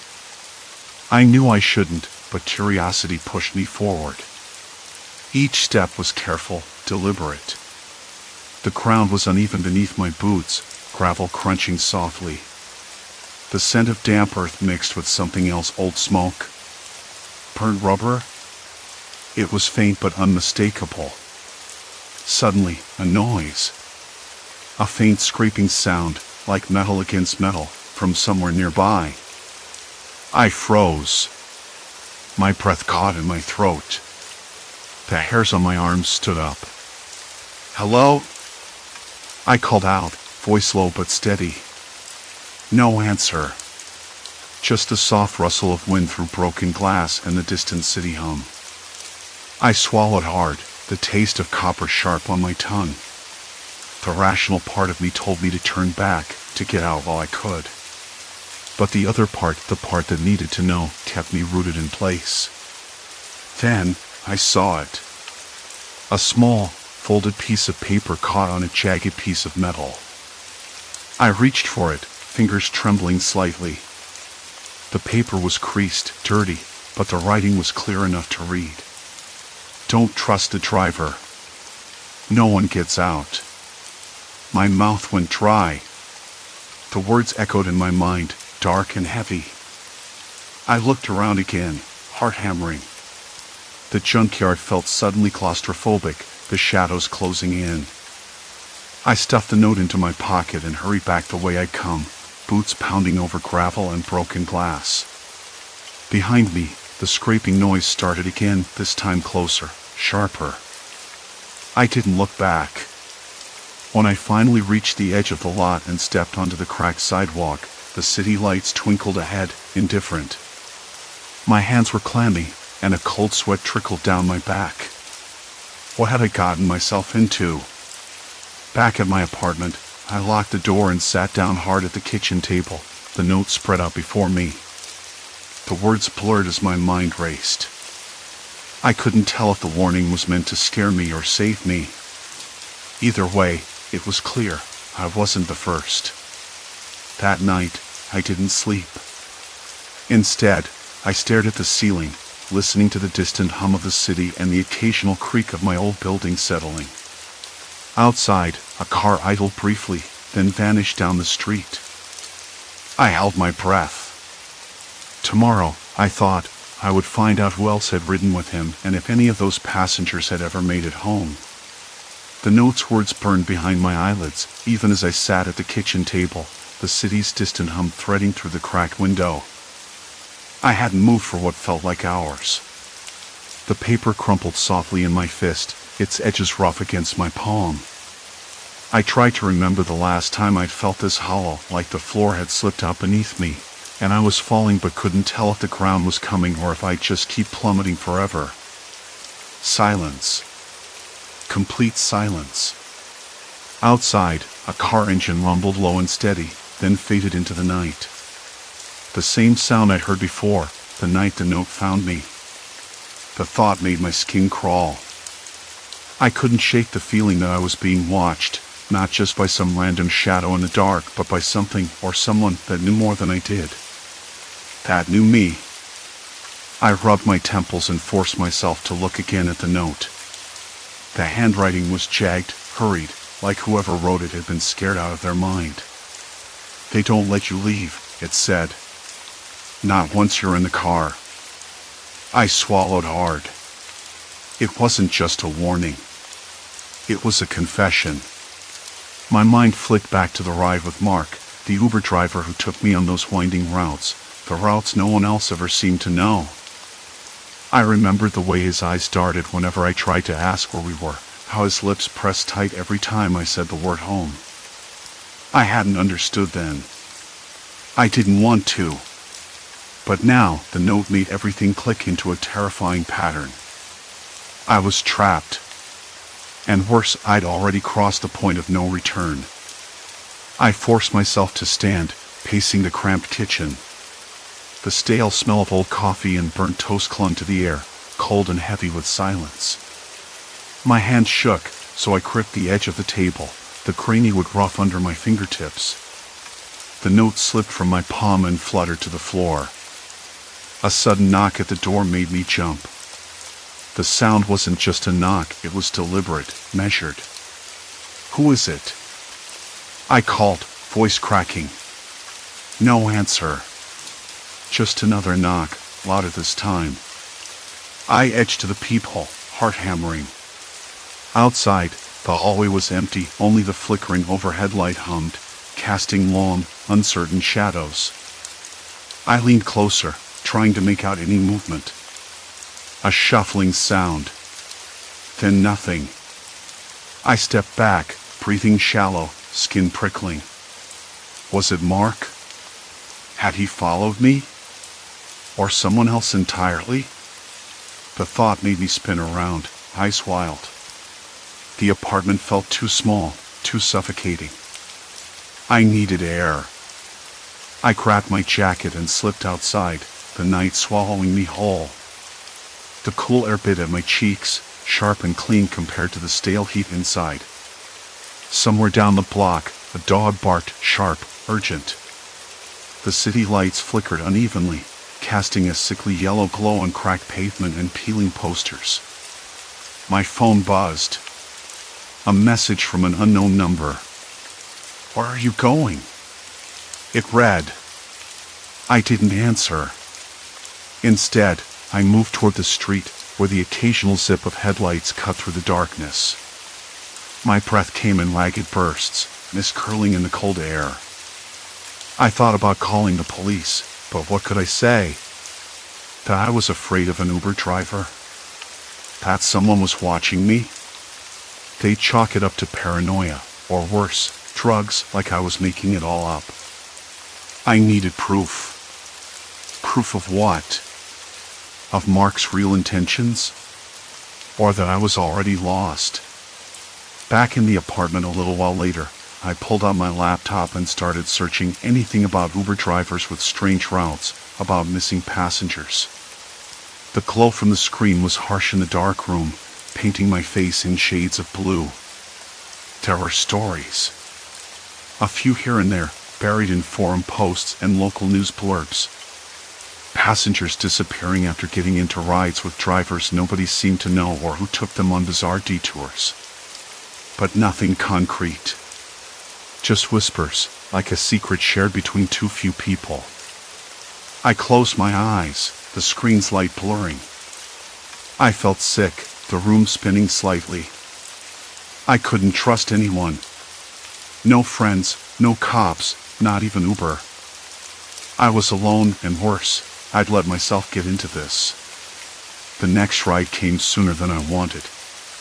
My phone buzzed with the familiar ping. Mark had accepted. I hesitated. Should I cancel? But then I remembered the note, the warnings. Maybe this was my chance to face it, to find out what was really going on. The car pulled up, headlights cutting through the fog. Mark's face was unreadable in the dim light, pale with that same nervous energy bubbling beneath his skin. "Going home?" he asked, voice low. I nodded, sliding into the back seat. The familiar leather smelled faintly of cigarette smoke and something else, something metallic, sour. Without a word, he pulled onto the road, but this time, the route was different. No winding back streets or dead ends. Straight lines. Too straight. I watched the city blur past, the streetlights flickering in and out, rhythm erratic. My fingers gripped the seatbelt strap, knuckles white. "Why you take those routes?" I blurted. "The ones no one knows?" He didn't answer. The silence stretched, thick and suffocating. Then, suddenly, he spoke. "Because the people who get in don't get out what they think they will." His words hit me like a slap. "What do you mean?" He glanced in the rearview mirror, eyes sharp now, unsettling. "You think I'm just some driver, right? Someone who gives rides. It's more complicated than that. People like me, we escort. Not everyone's meant to leave." I swallowed hard. My throat felt dry, like sandpaper. Escort? The word stuck in my mouth. He nodded. "There's no way out once you step inside. You're part of something now." I tried to protest, but my voice caught. The car veered off the main road, into darkness. I looked out the window. Familiar streets disappeared behind us, replaced by narrow lanes lined with rusted fences and overgrown weeds. The smell of damp earth and decay filled the air. "Where are you taking me?" I demanded. He shrugged, almost casually. "Wherever it ends." I bolted upright, heart hammering so loudly it might have drowned out the engine's hum. My hands shook uncontrollably. The note in my pocket seemed to burn against my ribs. I wasn't just a passenger anymore. I was a part of his world, whether I wanted to be or not. The car slowed, then stopped. I glanced at the clock. Midnight. A new day, but no escape. Mark turned around slowly, the faint glow from the dashboard illuminating his face. "You should have never gotten in," he said quietly. A cold dread settled deep in my chest. The hum of the engine was the only sound anchoring me as the world outside dissolved into shadows. And I realized I had no idea where I was. No idea how I'd get out. No idea if I'd ever see home again. The air inside the car thickened, like the night was pressing down on me, heavy and suffocating. Mark's words echoed in my mind, "You should have never gotten in."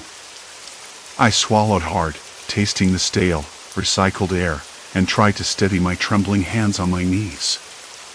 Outside, the shadows seemed to writhe, swallowing the faint streetlight's reach, the smell of damp earth mixing with the faint, acrid scent of burning oil somewhere distant.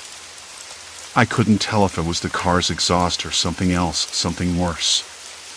Mark's eyes caught mine in the rearview mirror. The faint glow from the dashboard flickered, casting shifting shadows on his face. I noticed the thin scar tracing his jawline, barely visible in the dim light, like a map of some old, forgotten fight. His expression was unreadable. Calm.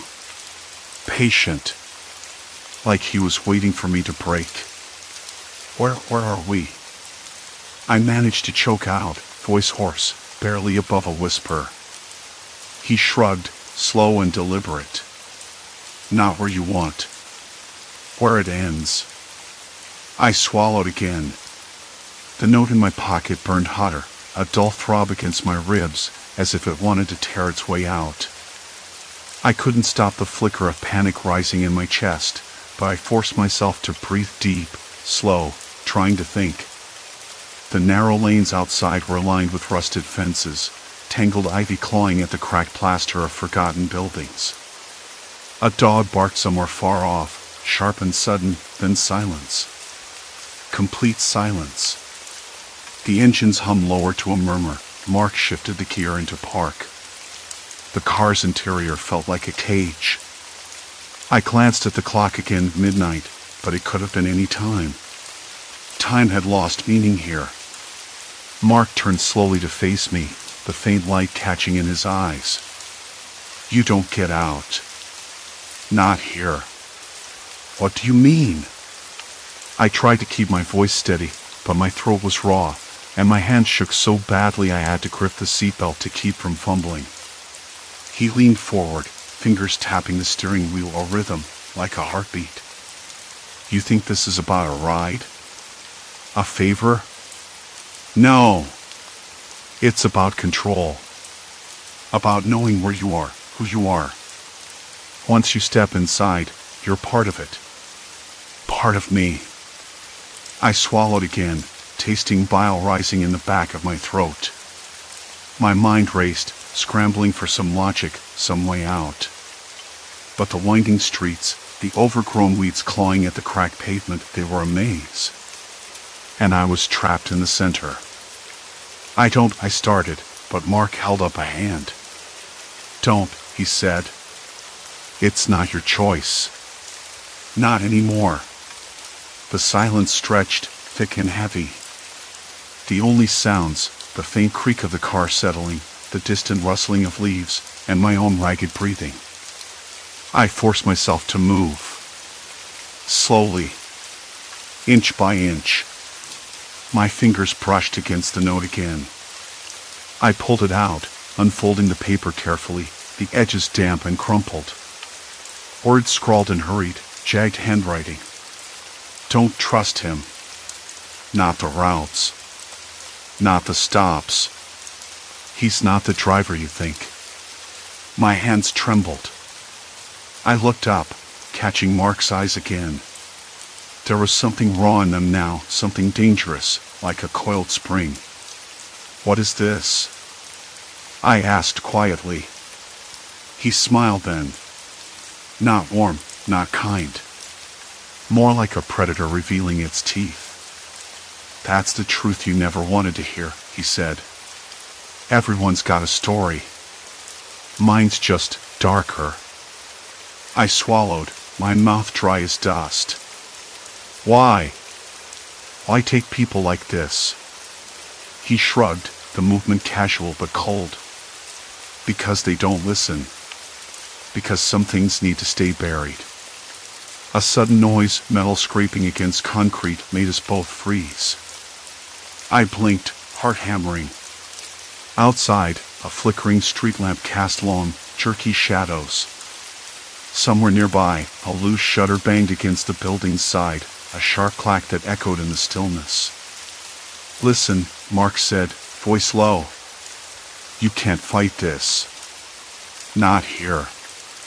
Not now. I shook my head, the knot in my stomach tightening. I won't be part of this.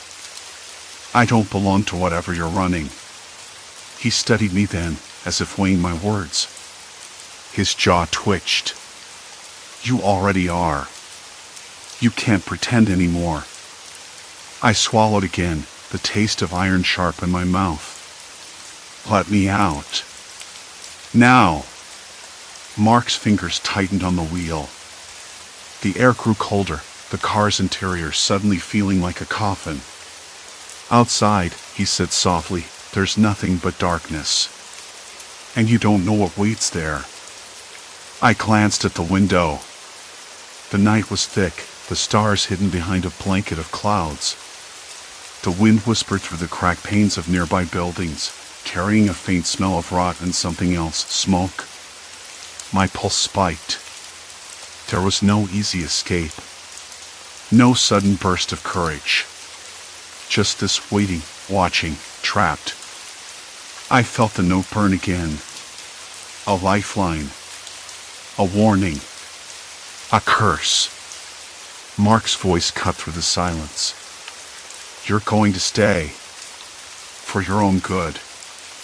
I swallowed hard, my breath catching in my throat. The car door was locked. The keys somewhere out of reach. Outside, a distant howl. Not a dog. Something else. The realization hit me like ice water. This wasn't just a ride. It was a trap. A slow descent into something I couldn't yet name but felt deep in my bones. Mark's eyes met mine once more. "You're mine now." I realized then that the night had swallowed more than the streets. It had swallowed my chances, my freedom, and I was running out of time. Suddenly, the car door handle rattled. A voice, low, harsh, murmured something unintelligible from the shadows beyond the windshield. My heart hammered against my ribs. I couldn't tell if it was hope or terror. The window fogged with cold breath. Fingers tapped against the glass. Slow. Deliberate. Mark's hand went to the glove compartment. The faint click of metal echoed. "I told you," he said. "There's no way out." The door suddenly swung open. But it wasn't Mark who stepped in. It was someone else. Someone I hadn't seen before. And their smile didn't reach their eyes. The door swung open, and for a moment I thought the night itself had cracked wide, spilling cold shadows inside the car. Mark didn't move. His hand stayed on the glove compartment, fingers still curled around whatever steel coldness hid inside. The stranger's eyes flicked to Mark's, then back to me, slow and deliberate, like a hawk deciding if I was prey or just an annoying distraction. My hands trembled, pressed against the rough fabric of the seat, knuckles white enough to crack. "We've got company," Mark said, voice low and flat. No panic, no surprise, just the tired acceptance of a man used to things going sideways. The stranger pulled a thin pack of cigarettes from his pocket, tapped one out, and lit it with a flick of a match. The flame briefly illuminated his face again, too close, too sharp. The smoke curled between us, acrid and bitter.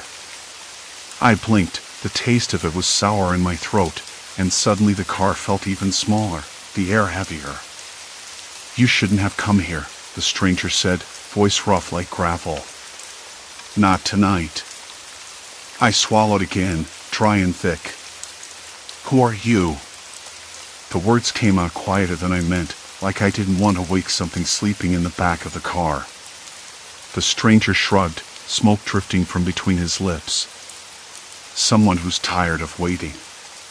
Mark's hand moved then, slow but sure, pulling a slim knife from the glove compartment. The clicking sound echoed in the cramped space. I flinched, muscles tight as a wire. "Easy," the stranger said. "We don't need to do this here." But Mark didn't lower the knife. Instead, he leaned forward, eyes locked on mine. "You wanted to know why no one ever gets out at their intended destination. Here's your answer." I didn't want to look at the man beside me, but I couldn't look away. His face was hard, worn down by years of something I didn't want to name.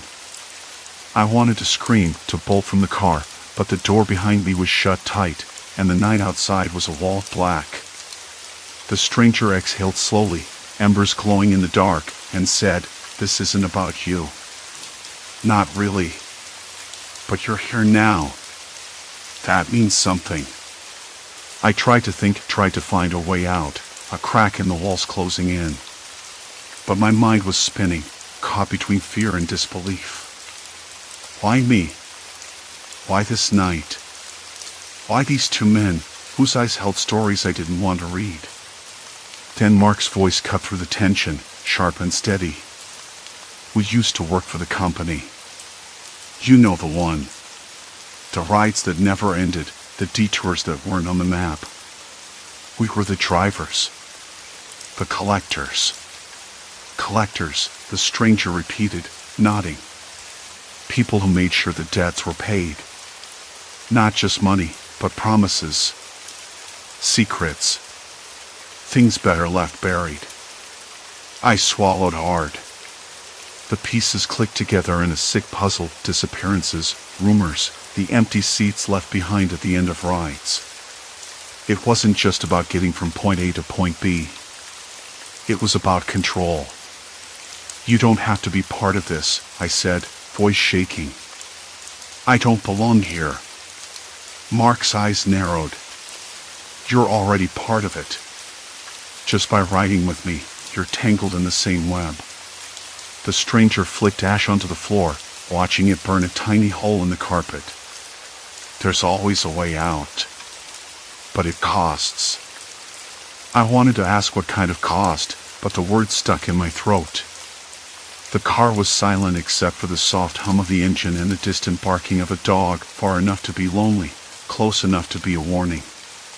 Suddenly, Mark's hand dropped, and the knife clattered to the floor.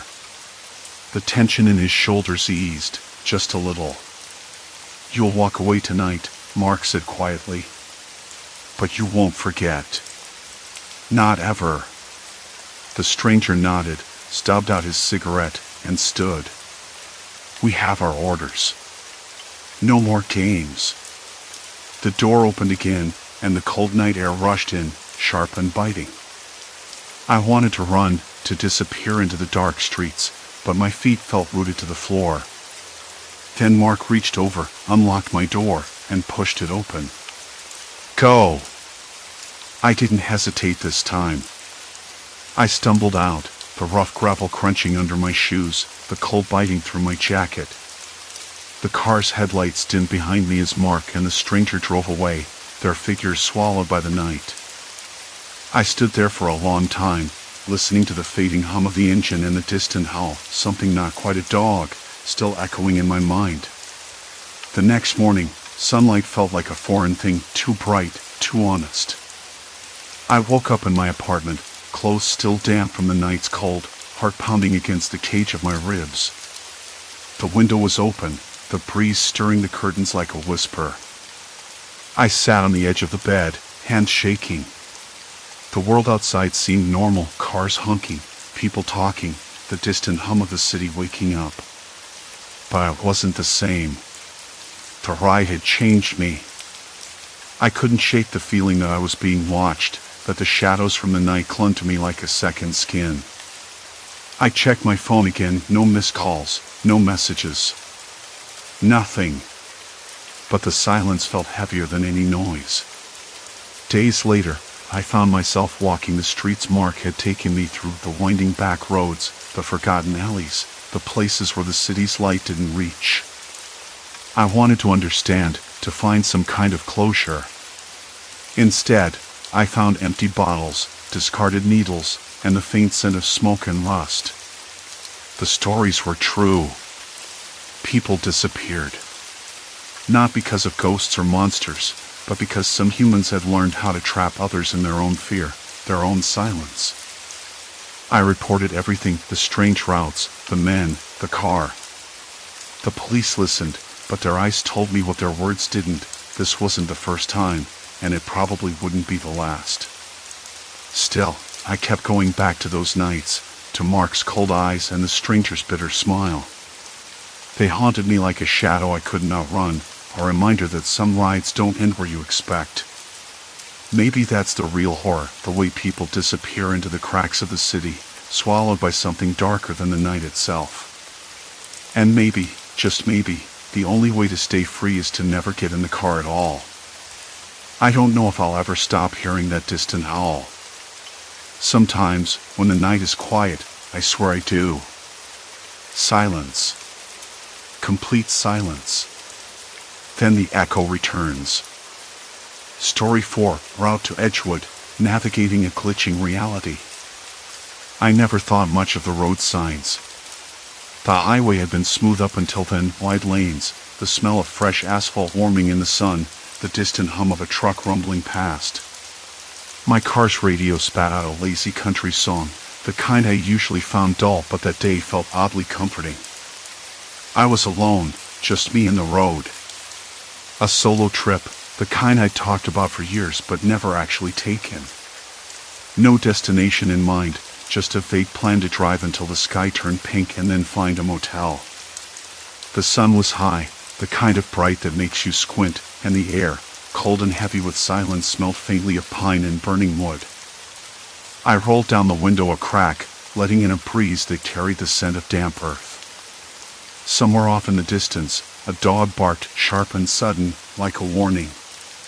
I glanced at the GPS, which I'd set to avoid highways. It promised a scenic route, winding through small towns and patches of forest. Perfect for a quiet day. That's when things started to feel off. I pulled over at a rest stop, a tiny clearing with a rickety bench and a weathered map nailed to a post. The map was faded, mostly green and brown, but the names of towns didn't line up with what my GPS showed. I traced my finger along the road I'd just driven, trying to make sense of it. The GPS said I was on Route 37, but the sign at the rest stop said Route 39. The numbers were close, but they weren't the same. I shook my head, laughter bubbling up despite the creeping unease. Maybe I'm just tired, I muttered. The air smelled faintly of damp leaves and something metallic like old batteries or a forgotten coin. I glanced around, the woods pressing in close, the trees tall and dark against the sky. When I got back in the car, I noticed the GPS had rerouted itself. The little blue dot that represented me was moving down a road I didn't remember taking. No turns. No junctions. Just a steady drift into somewhere unfamiliar. I tapped the screen. No, go back. But it stubbornly refused, recalculating with a quiet beep. I snapped my head to the window and caught sight of a sign that had me blinking hard. Welcome to Edgewood. Edgewood? That wasn't on any map I'd brought, and certainly not near Clearview or Clearwater. The sign was new, clean, and a little too bright in the sunlight, almost like it had been placed there yesterday. A bead of sweat trickled down my neck. The road ahead narrowed, flanked by trees that leaned in like they were listening. The gravel beneath my tires crunched louder than before, and the hum of the engine sounded thin, almost fragile. I glanced back at the GPS again. The voice was calm, almost soothing. In 1 mile, turn left onto Cedar Lane. I frowned. Cedar Lane? I'd passed a few minutes ago, no left turn there. I could still see the faint outline of the town I'd left behind, the last few houses nestled against the hills. But the GPS insisted. I took the turn. Cedar Lane was less a road than a dirt track, pocked with potholes and bordered by thick brush. The smell here was different, musty and sour, like decaying leaves and wet stone. My fingers gripped the steering wheel tighter, knuckles whitening. The car bounced over the uneven ground, dust puffing up behind me. I tried to focus on the radio, but the signal cut in and out, replaced by static that crackled and hissed. A woman's voice came through for a moment, urgent but distorted. Then silence. Complete silence. I rolled down the window further, listening. The wind was still, no birdsong, no insects. Just the faint rustling of leaves, and something else. A low, rhythmic tapping, like footsteps on wood. Probably a woodpecker, I told myself. It didn't sound quite right, though. The tap tap tap was steady, deliberate. I stopped the car and stepped out, boots sinking slightly into the soft earth. The air was cooler here, a sudden chill that crept into my bones. I could taste it, sharp and clean, like cold metal, and it made the back of my throat tickle. The tapping stopped. I turned around slowly, heart picking up pace. The trees were a walled shadow, the sun blocked by thick branches. Somewhere to my left, a branch snapped. I froze. Hello? My voice was small, uncertain. Is someone there? No answer. Just the whisper of wind through the leaves. I climbed back in, locking the doors with a click that echoed in the quiet. The GPS blinked, then changed again. Now it showed a route that twisted and doubled back on itself, looping through roads I didn't recognize. The little blue dot jittered like a restless insect. I squinted at the screen. The voice was back, calm, unyielding. In 200 feet, turn right. I blinked. The road was clear, no right turn anywhere near. Just trees, and then more trees. A wave of dizziness hit me. Maybe I was dehydrated. Couldn't be lost already. Not after only an hour on the road. I reached for the water bottle and the cup holder, taking a long gulp. The plastic crinkled in my hand, the cold water sliding down my throat, bringing a momentary calm. Outside, the wind stirred again, carrying a faint scent of smoke. Smoke. But no fire. The GPS blinked once more. Recalculating. I slammed my hand on the steering wheel. Come on. The road stretched ahead, narrowing further until branches scraped against the side mirrors. The sky was beginning to dim, clouds gathering like a shroud. I flicked on the headlights, the weak beams cutting through the thickening gloom. I could still hear it, the tapping. Far off now, but steady. Not a woodpecker. Too heavy, too precise. I swallowed hard and glanced in the rearview mirror. A shadow moved just beyond the tree line. I blinked, and it was gone. The car's engine thrummed beneath me, steady but not comforting. I wished I'd taken that other road, the one the GPS ignored. Wish I'd stopped at the last gas station. Wish I'd called someone. But the road ahead was all I had. And it was leading me somewhere I didn't want to go. The headlights caught more than just the road ahead. They picked out the damp, tangled underbrush clawing at the edges of the asphalt, the faded yellow lines peeling like old paint beneath the gloom. The GPS blinked again. Recalculating. I glanced down, irritation prickling under my skin. The map had shifted. The road that was supposed to curve left now promised something else entirely, a dead end, or maybe a loop back to where I'd already been. I didn't trust it. Not anymore. The last gas station's fluorescent sign flickered in my memory, its buzzing hum a sound I thought I'd leave behind hours ago. Instead, here I was, deeper in a place that twisted itself out of any map's logic. I pulled over where the road narrowed sharply, branches scraping the roof with a soft scratch like fingernails. The car's interior smelled faintly of burnt rubber and old upholstery, mingled with the lingering scent of smoke hanging in the cold air. I took a breath and tried to steady my hands. They trembled too much to check the GPS properly. Okay, I muttered to myself, voice rough and low. Think this through. The tapping returned quieter now, coming from the tree line on the passenger side. Not a woodpecker. Something deliberate. I swallowed. The air was thick with the smell of wet earth and pine needles, the soft rustling of leaves like whispers just out of earshot. I grabbed the flashlight from the glove compartment, its beam weak but better than nothing. Opening the door, the cold hit me like a slap, wet, biting, soaked into the wool of my jacket. The sound stopped. Silence. Complete silence. My breath came out in short bursts, mist curling in front of me. I stepped out, boots crunching on gravel and dead leaves. The trees leaned in, their branches tangled overhead, blotting out the clouded sky. I scanned the edge of the forest, flashlight darting between trunks and shadows, looking for any sign of movement. Nothing but the occasional scurry of a small animal and the distant hoot of an owl. Then, a noise, a soft scrape, like someone dragging something heavy over bark. I froze, heart hammering in my ears. Hello? My voice cracked. No answer. Just the echo of my own question bouncing back. My hands tightened around the flashlight. I should go back into the car. I should just drive until the GPS settled, or until I found a real road sign. But curiosity tangled with fear, and I found myself moving closer to the forest's edge. The rough bark of a tree pressed against my palm, cold and wet with moss.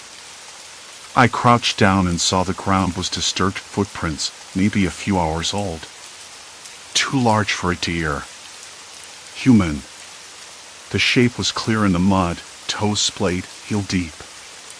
Someone had been here. Someone who didn't want to be found.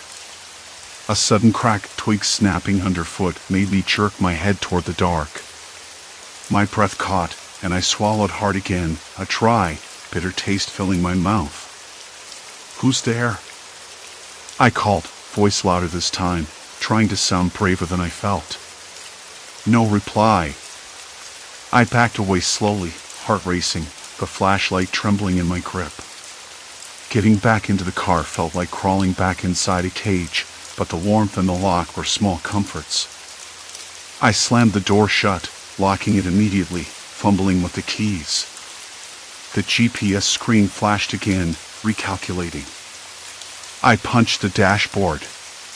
Enough. The screen now showed a different road entirely, one I hadn't seen before, a thin line twisting away from the main path like a vein leading to the unknown. I hesitated. The tapping started again, this time from behind the car, near the trees on the driver's side. Slow. Methodical. Like a code. I wanted to scream. Instead, I swallowed the lump in my throat and started the engine, tires crunching as I pulled back onto the road. The air inside the car was stale, mixed with the faint metallic tang of adrenaline. I wiped my sweaty palms on my jeans, glancing at the GPS. The new route led up a steep incline, the road bordered by dense woods that seemed to close and closer with every turn.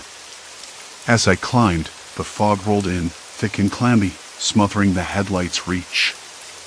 The world outside became a blur of white and black, the edges of the trees indistinct. The tapping stopped. But the feeling didn't. It settled in my gut, cold and heavy. I remembered the footprints, the strange silence, the shifting maps. This was no accident. Someone or some group was out here, watching, waiting. The smoke I'd smelled earlier wasn't from a careless campfire. It was a signal. A warning. I pulled over again when the road forked. The GPS insisted I take the right path, but a weathered, rusted sign pointed left. The paint was peeling, but I could just make out the word, Safe Haven. I laughed, bitter and hollow. Safe Haven? A joke.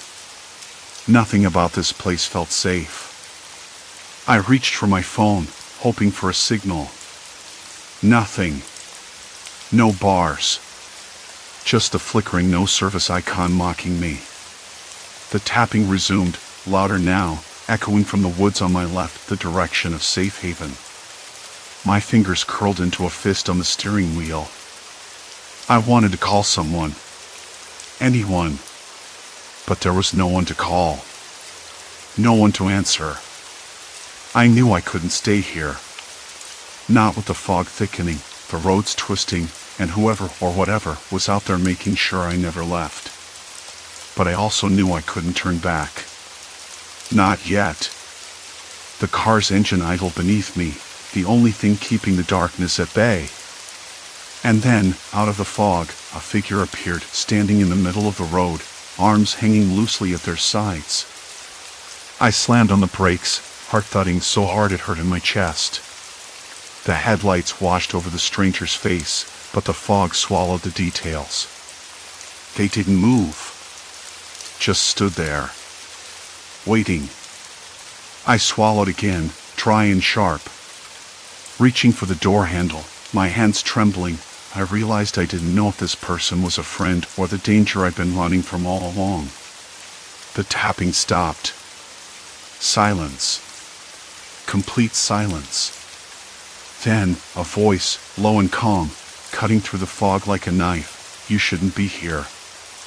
I swallowed hard, the taste of smoke and fear thick on my tongue. And I knew the night was just beginning. The voice hung in the fog like a blade, slicing through the quiet and freezing the breath in my lungs. I gripped the steering wheel, knuckles white, the leather rough and cold beneath my fingers. The stranger didn't move a muscle, just stood there like a statue carved from the night itself. Head slightly tilted, watching, waiting. The fog curled around them, thick and suffocating, swallowing everything beyond the dim edge of the headlights. I wanted to speak, to ask who they were, but my throat felt raw, the taste of smoke and something bitter lingering like ash on my tongue. Instead, I blinked hard, trying to clear the sudden haze in my head. The tapping had stopped, the silence pressing down on me so heavy it seemed to echo louder than any sound. "Why?" I finally croaked, voice barely above a whisper. My breath caught in my chest as the words left me. Why shouldn't I be here? No answer. Just that stillness. Then, out of the fog, I caught a faint movement, a quick flicker of a shadow behind the figure, like a twitch of a hand or a nervous tick. I couldn't tell. The headlights flickered, once, twice. A bird cried somewhere, sharp and sudden, breaking the spell. I glanced down at the GPS. The screen was blank. Dead. The map had vanished. No blue dot. No route. Just a black screen glowing faintly against the dashboard. My stomach churned. It wasn't a battery issue. The car was running fine. Something else was wrong. The stranger's voice came again, softer this time, almost a murmur. "You can't go back. Not now. Not ever." A cold sweat broke out along my spine. I have to get out of here. I have to.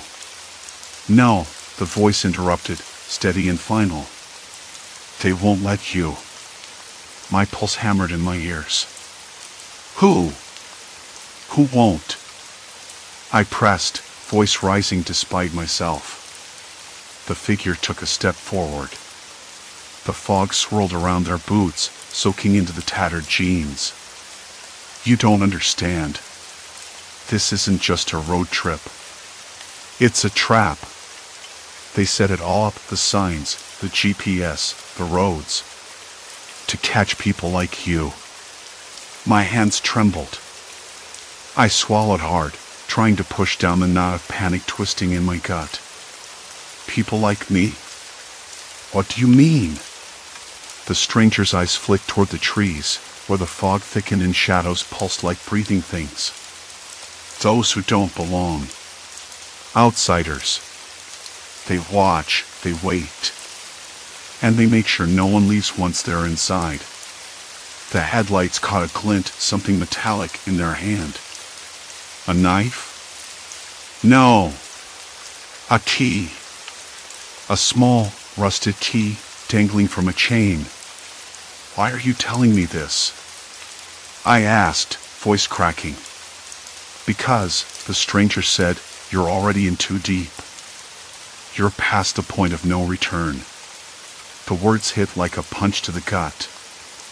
I wanted to argue, to deny, but the cold seeped into my bones. I remembered the signs, how they changed, twisted, pointing to nowhere or back the way I'd come, only to loop me in again. The GPS lying to me. The fog that never lifted. The feeling I'd been followed since the day I left home. I exhaled shakily and glanced at the rearview mirror. The road behind was swallowed by the mist, empty. No headlights. No cars. No escape. "Who are they?" I whispered. "Not who," the stranger corrected, stepping closer, too close. "What?" The rough fabric of their jacket brushed against the window as they leaned in. "A group.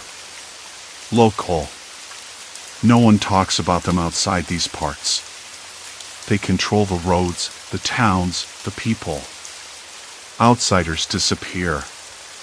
Sometimes it's quick. Sometimes it's slow. But no one leaves." My throat tightened. Why me? Why now?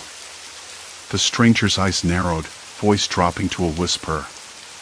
Because you looked. You noticed. You didn't just drive through. You questioned. And that makes you dangerous. The fog thickened, swallowing their figure again. I blinked, and suddenly they were gone. My hand shook as I reached for the door lock, flicking it instinctively. The car's engine hummed steady beneath me, but the weight of the silence pressed down harder than before. I stared into the fog, heart hammering. I could feel the ice watching. Waiting. I glanced back at the GPS. Still black. The radio crackled suddenly, static at first, then a whisper. Not a voice, just a sound. Like breathing. Or footsteps. I slammed the engine into drive and peeled away, tires crunching on gravel hidden beneath the mist. The headlights cut through the white curtain, but the road twisted sharply ahead, impossible turns, looping back on themselves like a maze. I tried to follow the GPS again. No map. No route. Nothing but that blank screen. A sudden noise, metal scraping along pavement, snapped me sideways. I jerked the wheel, heart in my throat. A figure darted across the road ahead, disappearing into the trees. Too fast to be human? No, definitely human. Too quick for me to get a clear look. I swallowed hard. This isn't real, I told myself. It's just a place. Just fog and shadows. But the cold in my hands, the taste in my mouth, the sound of my own ragged breathing told me otherwise. I was trapped. There was no turning back. I had crossed the line. The radio crackled again, louder this time. Clearer. A voice, distant and distorted, barely audible. Don't trust the road. Don't trust the signs. Static swallowed the words. I slammed the radio off and gripped the wheel tighter. The trees closed in, branches scraping against the car like fingernails. The fog thickened so much I could barely see the hood. And then, through the mist, a new sign. Not a road sign. A hand-painted wooden board, hanging crooked from a nail hammered into a crooked tree. It read, "Welcome home." I swallowed hard, the bitter taste almost choking me. Welcome home. I didn't belong here. But it was too late. The car's headlights caught movement again, figures stepping out from the shadows, their faces hidden beneath hoods and hats, watching, waiting. I pressed down on the accelerator. The engine roared. But the road didn't go anywhere. And behind me, the fog pulsed. I was running, but I wasn't moving forward. I was caught. And they were closing in. The engine's roar died to a desperate sputter. I swallowed hard, the bitter taste of fear pooling at the back of my throat. My hands trembled so badly I had to grip the wheel with the pads of my fingers, knuckles white. The sign on the tree, "Welcome home," was a sick joke. I didn't belong here. I never had. But the fog had swallowed all the roads I knew. I was trapped somewhere between memory and nightmare. The radio crackled again, sharper this time. That voice, distant and distorted, seeped through the static like a warning. Don't trust the road. Don't trust the signs. The words cut through the silence, but before I could respond, the signal fizzled out. The radio clicked off with a finality that felt like a death sentence. I slammed the device down on the dashboard and glanced frantically for any escape. The road behind me was a featureless white blur. The road ahead? Nothing but a dead end. No shoulder, no turn-offs, just a relentless wall of fog and those figures waiting. Okay, I muttered, trying to steady my breath. Okay. A sudden thud against the side of the car made me jump. Something heavy. Something solid. I jerked the wheel, and the car fishtailed dangerously before I wrestled it back on course. My heart hammered so loud I thought it might burst through my ribs. Another thud. Then another. Like fists hammering a door. I glanced in the rearview mirror and caught a glimpse of a silhouette darting alongside the car, matching my speed. The hood slipped back, revealing a pale face with eyes too wide, too wild to be anything but dangerous. I slammed the car into park and yanked the door handle, but the lock held firm. Panic squeezed my chest tighter. I fumbled for the keys, my fingers clumsy, slick with sweat. The figure was closer now, pounding on the window with a heavy fist. Then another shadow appeared on the driver's side, creeping toward me. "Stay back," I shouted, voice cracking. "I don't want trouble." No response. Just silence. The pounding stopped. Then came a faint scraping noise, like nails on metal. My stomach dropped. I pulled the emergency brake and threw the car into reverse, tires spinning on wet gravel. The fog swallowed me whole again. For a moment, it was just me and the engine's desperate whine. Then, headlights. Another car, or maybe the same one. Impossible to tell. The figures vanished into the mist like ghosts, but the new headlights blazed straight at me. I tried to move forward, but the steering locked up, frozen solid. The car shuddered, then shuddered again, until the engine cut out completely. Dead. I sat there, heart hammering, breath shallow and fast. The headlights were closer now. Too close. "Hey," a voice called out, sharp and low. "You lost?" I didn't respond. My mouth was dry. My throat raw. I wanted to scream but couldn't find the air. "Lost is good," the voice said, a faint chuckle behind the words. "Means you're still alive." A figure stepped out of the beams, tall and broad-shouldered, wearing a dark jacket that swallowed all light. His face was half hidden beneath the brim of a worn cap, but his eyes caught the dim light that cast long, dancing shadows, cold and calculating. "Name's Harris," he said, voice rough like gravel. "We don't get many visitors out here. Not ones who come looking. You're lucky you ran into me."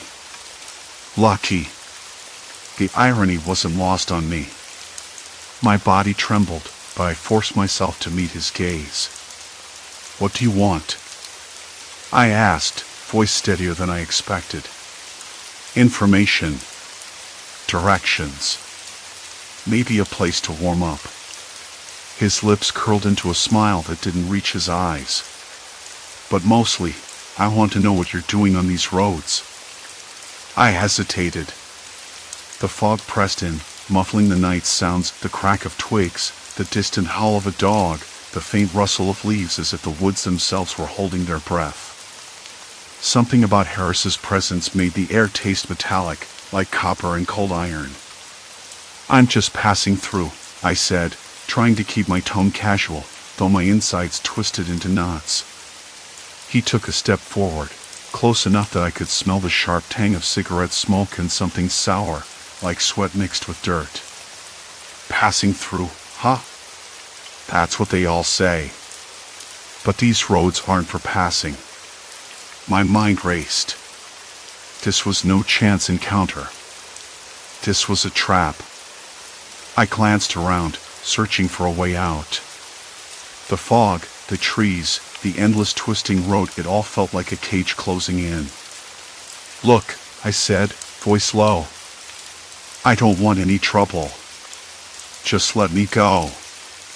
Harris laughed, a deep, humorless sound that echoed off the trees. "Trouble's already found you. You crossed lines you didn't even know existed." His hand dipped into his jacket pocket, and my heart lurched. Was that a gun? A knife? I couldn't tell, but every instinct screamed to run. I fumbled in my own pocket, my fingers closing around the small flashlight I'd grabbed earlier. flicked it on, the beam slicing through the fog like a knife. "Back off," I said, raising the light like a weapon. Harris didn't flinch. Instead, he smiled wider. "You've got spirit. I'll give you that." From the corner of my eye, I caught movement. Another figure appeared, this one shorter, stockier, with a face half hidden by a scarf. They didn't say a word, but their presence was a clear message. I was surrounded. My breath hitched. The flashlight felt weak in my trembling hand, like a candle against a storm. I swallowed hard. "Please. Just let me go." Harris's eyes narrowed. "You think you can just walk away?" "Not here. Not tonight." A sudden noise, a crack, like a branch snapping underfoot, made everyone freeze. The fog swirled, momentarily lifting to reveal a narrow path leading off the road, barely visible beneath the trees. I didn't think. I slammed the car door, spun around, and bolted toward the path, heart pounding hard enough to drown out everything else. Branches clawed at my face and arms, the cold night air stinging my lungs. Behind me, voices shouted, curse words, orders, the sound of heavy footsteps crashing through underbrush. I stumbled, caught a root, and fell hard, scraping my palms raw on the dirt. Pain flared, sharp and immediate, but I pushed myself up. The path narrowed, twisting deeper into the woods, the fog thickening again until it was like running blind. I could hear them behind me, closer now. The heavy, deliberate steps. The ragged breathing. Then, a hand grabbed my ankle. I screamed, twisting violently, managing to break free and sprint forward, legs burning, lungs burning.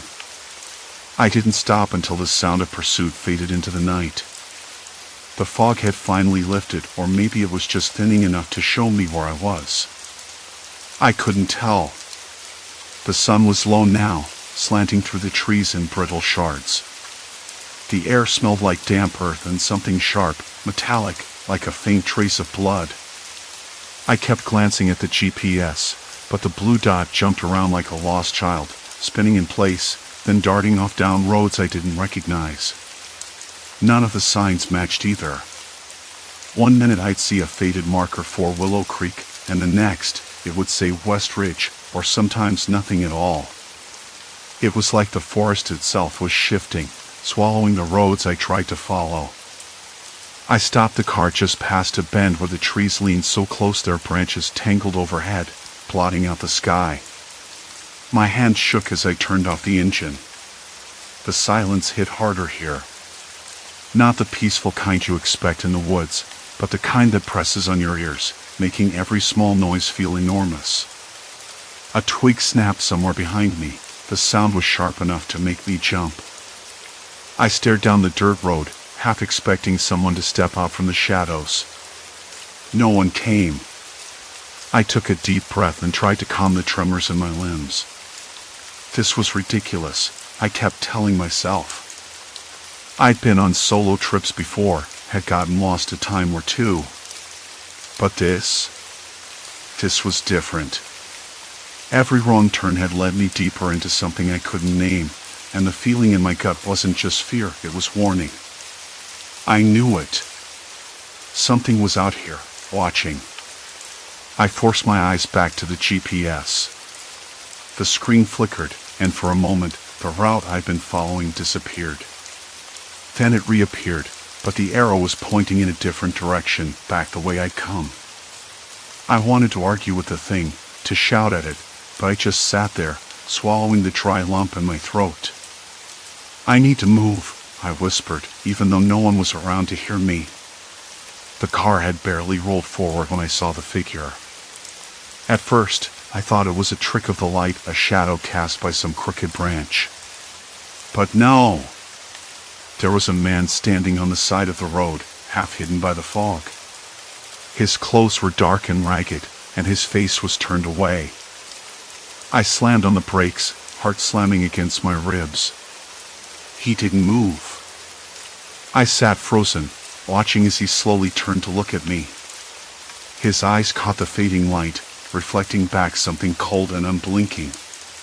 There was no greeting, no wave, just a pause, like he was assessing whether I belonged here. Or maybe if I was prey. I swallowed hard. I tried to start the car again, but the engine sputtered like it was choking. The man took a step forward. I pushed the door open before I could change my mind and slammed it shut behind me. The lock clicked into place. The fog was thicker now, curling around the trees and the man like a living thing. I could hear the scrape of his boots on gravel as he moved closer, slow and deliberate. My knuckles whitened on the steering wheel. "Hey," I said, voice surprisingly steady. "I don't want any trouble." No answer. Just the scrape, scrape, scrape.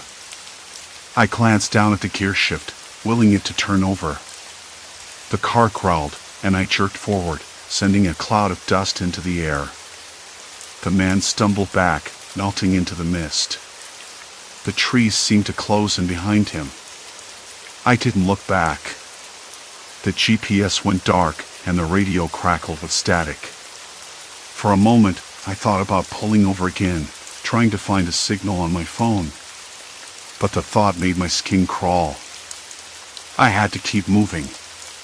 Hours passed. The roads twisted and climbed, twisting like the lines of a maze. Every signpost was blank or bent, the paint peeling like skin.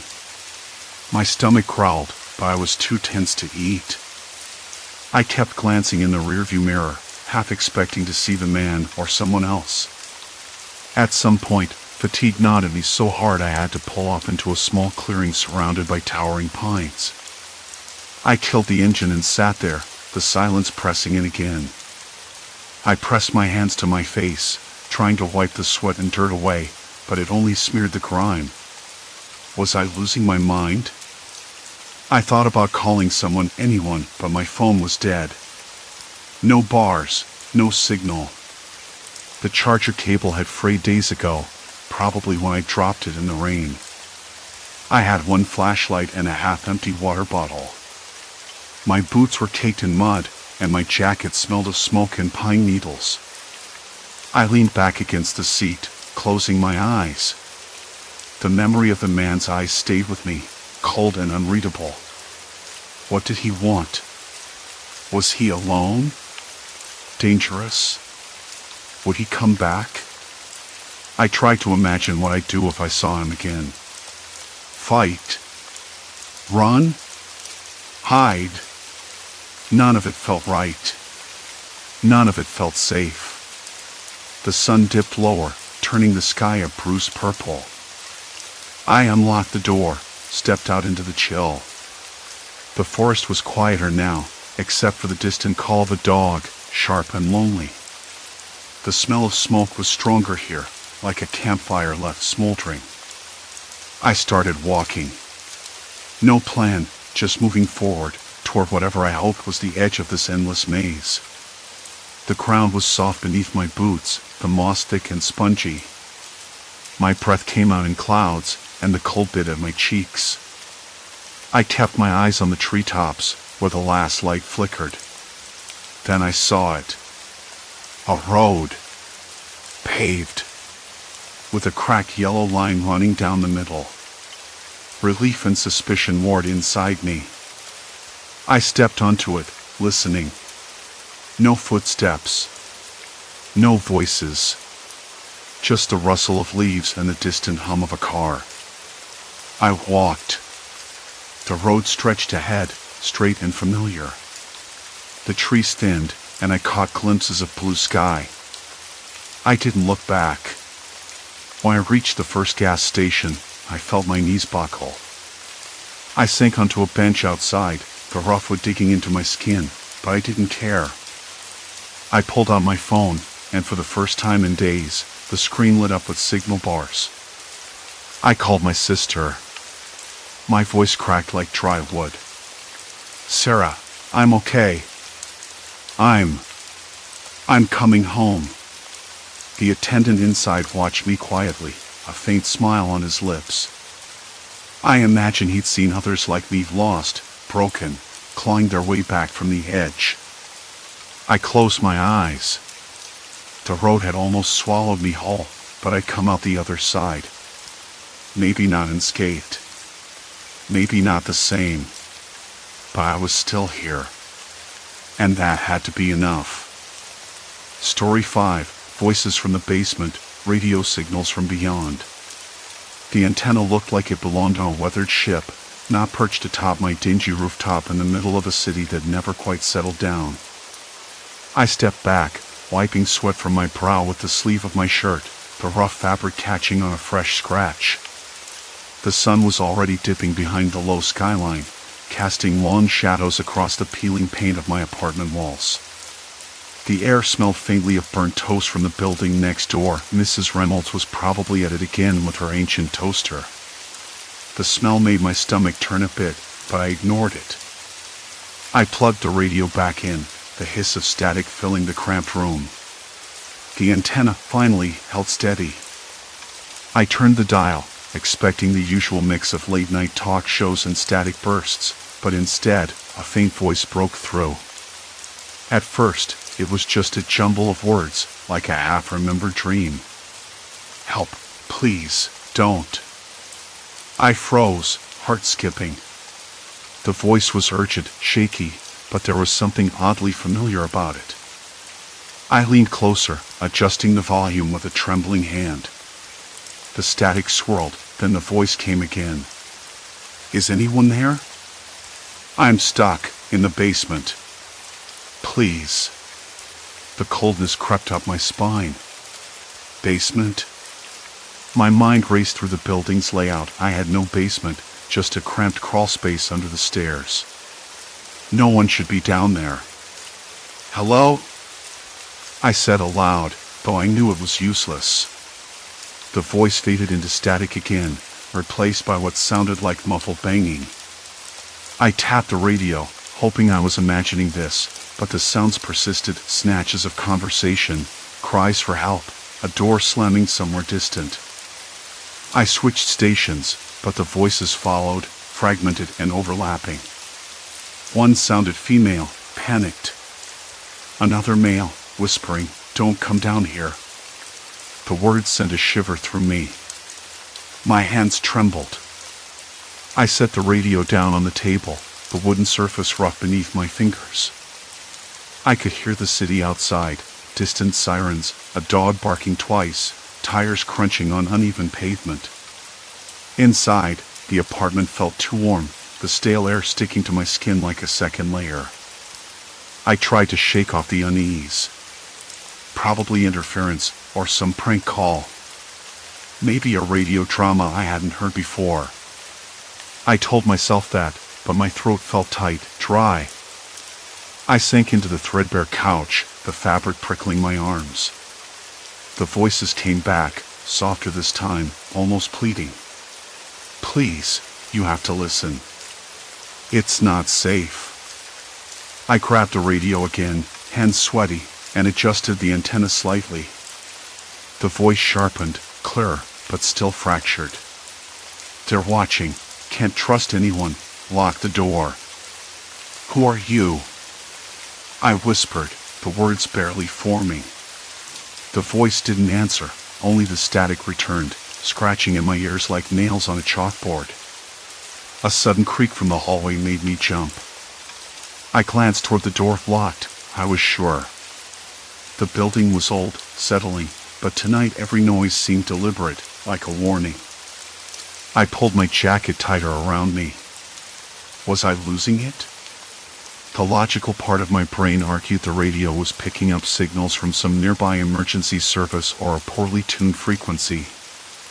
But the other part, the part that kept my eyes darting to shadows, felt like I was listening to a cry for help from somewhere I couldn't reach. I switched off the radio, but the silence that followed was worse. Complete. Unbroken. Outside, a car door slammed. Feet shuffled over gravel. I caught a faint whiff of exhaust and something else, something metallic, sharp. My pulse quickened, but I told myself to calm down. I wasn't alone in this building. Someone else was out there. And whoever they were, they might be listening too. I pressed my back harder against the cold wall, the rough concrete digging into my shoulder. My breath came shallow, the stale air in the room suddenly too thick. Somewhere down the hall, a faint scraping noise echoed like metal dragged across tile. My mind raced through possibilities: a maintenance worker, a homeless person, or something far more sinister. I swallowed hard and forced my eyes away from the shadows, focusing instead on the faint slivers of light spilling through the vents near the ceiling. I had to find out who was out there. But the thought of stepping into the corridor, into that unknown darkness, was enough to root me in place. The building's silence pressed in on me, each creak and groan magnified. I strained to listen, but the scraping sound had stopped. Had whoever was there moved on? Or were they waiting, just out of sight? A sharp clink rang out suddenly, like a dropped key or a tool hitting the floor. I flinched, heart hammering. Instinct took over. I inched along the wall toward the door, every movement measured and quiet. My hand found the handle, cold and smooth beneath my fingers. The hallway stretched out before me, a narrow ribbon of gloom punctuated by flickering fluorescent lights. I cracked the door open just enough to peek out. The corridor was empty. I stepped through, eyes scanning every corner. The air smelled stale but carried that same metallic tang from before. My gaze settled on a small pool of liquid near the baseboard, dark, glistening. Blood. My stomach twisted. A whisper of movement caught my attention. I spun around, heart leaping, but saw nothing. Only the shadows, thick and waiting. Somewhere in the distance, a faint groan echoed low, pained, desperate. It wasn't a cry for help anymore. It was a warning. The groan lingered in the hallway like a weight I couldn't shake, an undertone beneath the hum of the flickering lights. I closed the door carefully and leaned against it, my back pressed hard to the cool wood. The blood near the baseboard glistened faintly in the dim light, dark and sticky, and when I glanced down, a sudden shiver ran through me. I wasn't sure if it was the cold or the creeping sense that someone, or something, had been here recently. Had the person who dropped that blood moved on? Or were they hiding, waiting just out of sight? I didn't want to find out, but I knew I had to. The next morning, the memory of that hallway stayed with me like it had been etched onto my skin. I woke up with a dull ache behind my eyes, the taste of stale coffee lingering in my mouth. Outside my window, the sky was a leaden gray, heavy with the promise of rain. I pulled on my jacket and headed out, the streets slick with overnight drizzle, the cold seeping into my bones. I needed to figure out what was going on with the radio. Since fixing the antenna, the voices hadn't stopped, they'd only grown clearer, louder, more urgent. At first, I thought it was interference from some distant storm or a glitch in the wiring. But then the messages started making less sense. Not random chatter anymore, but fragmented conversations. Distress calls. Names I recognized, my own voice, sometimes, though distorted. Other times, a different tone, a different fear behind the words. I stopped at the hardware store on the corner, the bell above the door jingling sharply as I stepped inside. The smell of sawdust and motor oil hit me immediately. Carl, the owner, was behind the counter, wiping his hands on a rag. "Morning," I said, trying to sound casual. "You ever hear of anyone picking up weird signals on their radios lately?" He shrugged, eyes narrowing. "Not really." "You mean like static or something?" "More than static. Voices. Calls for help. Sometimes it sounds like me." I laughed dryly, but the lump in my throat didn't go away. Carl leaned in, lowering his voice. "You sure you're not just hearing things? You've been working on that antenna too long, maybe. But it didn't feel like that, not to me." There was something else. Something real. Back in my apartment, I sat at my cluttered desk, the radio equipment scattered across it like a puzzle waiting to be solved. The hum of the device was steady, a low buzz beneath the occasional crackle of static. I fiddled with the dials, adjusting frequencies, trying to isolate the voices. The air smelled faintly of burnt plastic and old paper, reminders of too many nights spent chasing wires and signals. Then it came through again, clear as day. Help, please, someone. My hands trembled as I jotted down the timestamp. The voice was different this time, younger, almost desperate. I played it back, listening intently. The background noise was unmistakable, sirens, shouting.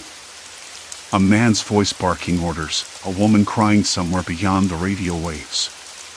It wasn't a broadcast. It was a real emergency. But where? When? I tried calling the local police, but the line was busy. I tried again. Busy again. My stomach nodded. What if this was happening right now? Somewhere. To someone. To another me. Later that afternoon, I met with Lena, a friend from college who had taken a job as a journalist. She was the only person I trusted enough to share this with. We sat in a cramped cafe, the air thick with the aroma of burnt espresso and cold pastries. The chatter around us was a dull roar, punctuated by the clinking of cups and the hiss of the espresso machine. I played her the recording. Her brow furrowed as the voices crackled through the tiny speaker. "This is disturbing," she said, swallowing hard. "You really think these are real? Not some kind of prank or interference?" "I don't know. But it sounds like someone's in trouble." My fingers drummed nervously on the table. "And sometimes, it sounds like it's me. Or someone like me." Lena looked away briefly, then back. "Parallel versions? You mean like alternate realities?" I shook my head. "I know how that sounds. I don't believe in that stuff. But what if it's something else? Something human? Maybe people trapped in situations like mine, stuck, scared, calling out for help through some kind of signal I accidentally tapped into." She nodded slowly. "Could be. But if that's true, then whoever's behind it is dangerous. If they're calling for help, they're probably trapped for a reason." Her words settled over me like a cold fog. I hadn't thought about that. What kind of nightmare were these voices in? And was I next? That night, back at my apartment, I tried monitoring the frequencies again, recording every distress call, every fragmented sentence I could catch. The rain tapped insistently against the window, a steady, rhythmic drum that matched my quickening heartbeat. Then, out of the static, a new voice cut through, calm, cold, and unmistakably close. "Stop listening." The words were clear, deliberate. No crackle. No distortion. My breath caught in my throat. I froze, every muscle taut as a wire. The radio crackled back to static, but the message hung in the air, heavy and threatening. I reached for the light switch. The bulb flickered once, twice, then went out. Darkness swallowed the room. Silence. Complete silence. Then a soft click, the sound that seemed to vibrate in my bones of a lock turning somewhere in the building. I wasn't alone. Not anymore. The darkness pressed in like it was alive, thick and suffocating. I swallowed hard, the taste of stale coffee and fear stuck in my throat. My hands trembled, but I forced myself to stand, every step slow and careful on the creaking wooden floor. The hallway beyond was a vague shadow, the faint smell of damp plaster and old smoke curling from the far end. I wanted to tell myself it was nothing, just the building settling or a neighbor, but that voice, so clear and deliberate in the radio, wouldn't let me. "Stop listening." It echoed in my head, a cold finger tracing down my spine. But I couldn't stop. Not now. The radio, the voices, they were too important. Too real. Maybe I was crazy. Maybe I was just chasing ghosts. But if even one of those alternate leaves was trapped in something worse, I had to try. I found the flashlight in my coat pocket, the one with the cracked lens, and flicked it on. The beam was weak, fractured, but it cut through the black enough to reveal the always peeling wallpaper and the strange absence of any sound except my own breathing. The rain had slowed to a drizzle, but the window at the end glistened like a wet eye, reflecting the occasional flash of distant lightning. I crept forward, listening. No footsteps. No voices. Only the faint hum of the city beyond these walls, so far away it felt like another world. Back in the apartment, the radio still sat on the desk, the dial spinning slightly under my fingers, static whispering like dry leaves. I pressed the button to scan again, hoping for a sign, anything. Then, almost immediately, a voice crackled through, ragged and desperate. "Help, trapped, hurry." The words weren't just static. They were alive, raw. And the voice, it was mine. Not like an echo or a trick of the mind, but unmistakably my own, panic threading through every syllable. I dropped the flashlight. It clattered to the floor, the beam dancing wildly against the walls. "What the hell?" I whispered, heart hammering so loud it felt like it might burst my ribs. I reached for the radio, fingers shaking. "Who is this? Where are you?" No answer. Just static. Then another voice, this one calmer, colder, almost clinical. "You can't run. None of you can." I jerked back, knocking over a stack of papers. The smell of ink and dust filled my nostrils. My pulse was a staccato drum in my ears. Was I hearing things? Had I lost it? But no! The radio crackled again, and the voice was clearer now, speaking fast, clipped, like it was reading from a script or a list of instructions. Contain. Isolate. Prevent escape. The variable must not be allowed to interfere. Variable.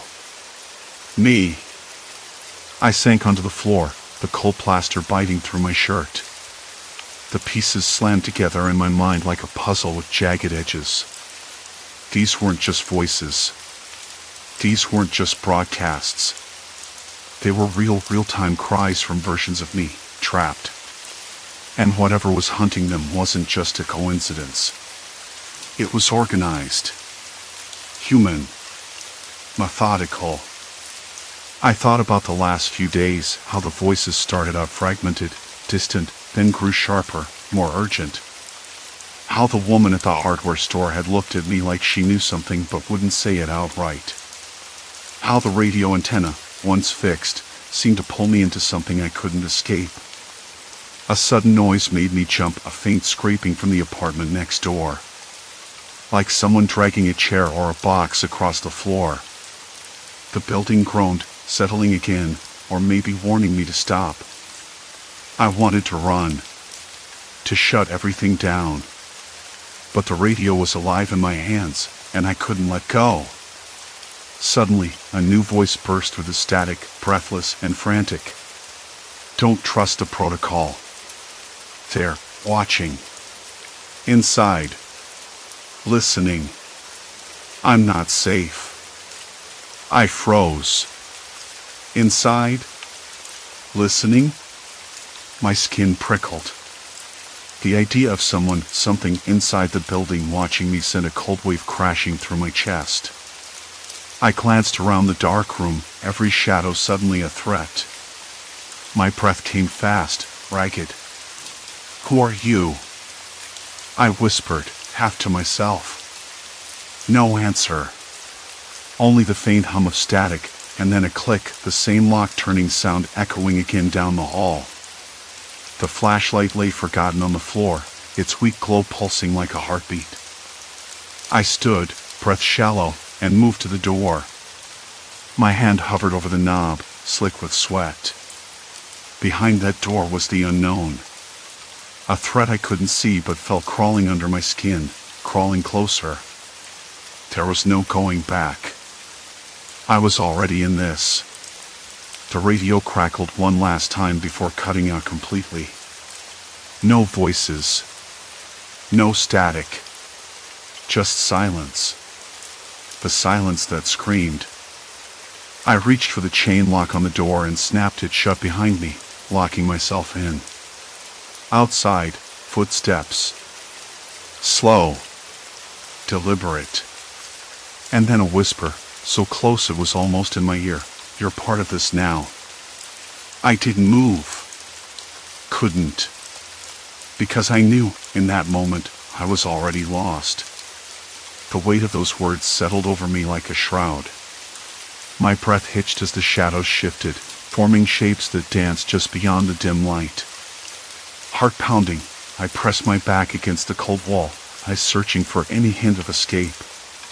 But the darkness had claimed me, and there was no turning back. The footsteps stopped. You're part of this now.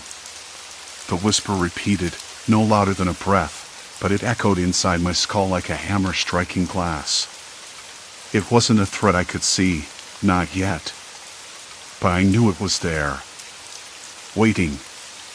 The radio lay on the floor, dark, silent, an empty shell.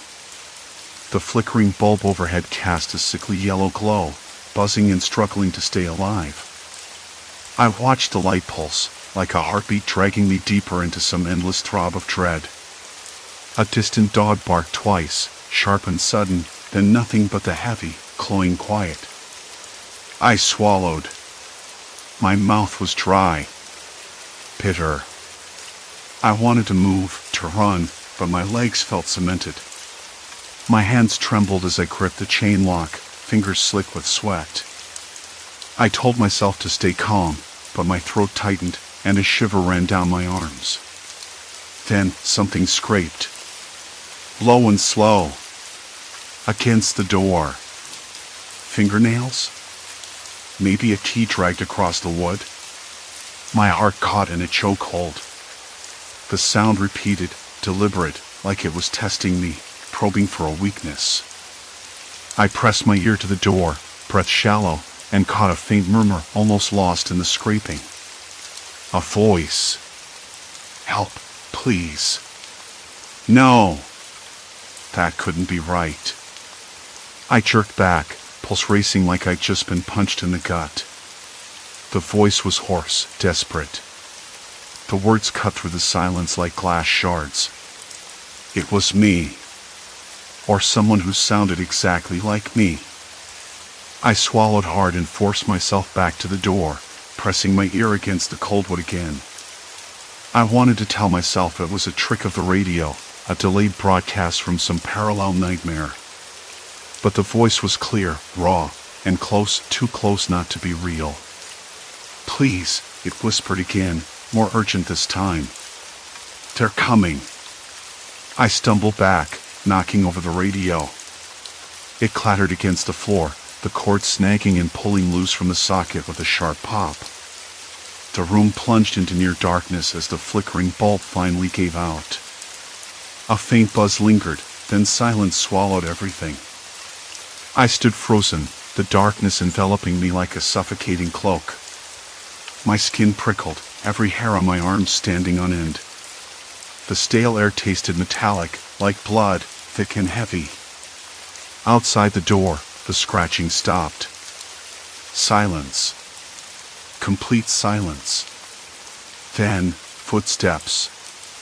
Closer now. Faster. A shuffle, a scrape.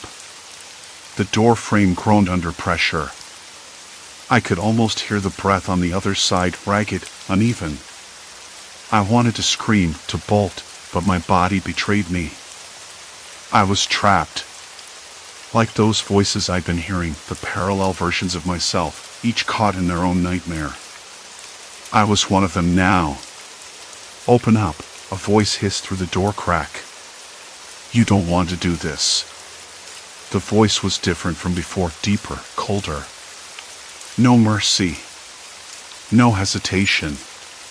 It carried the weight of someone used to getting what they wanted, no matter the cost.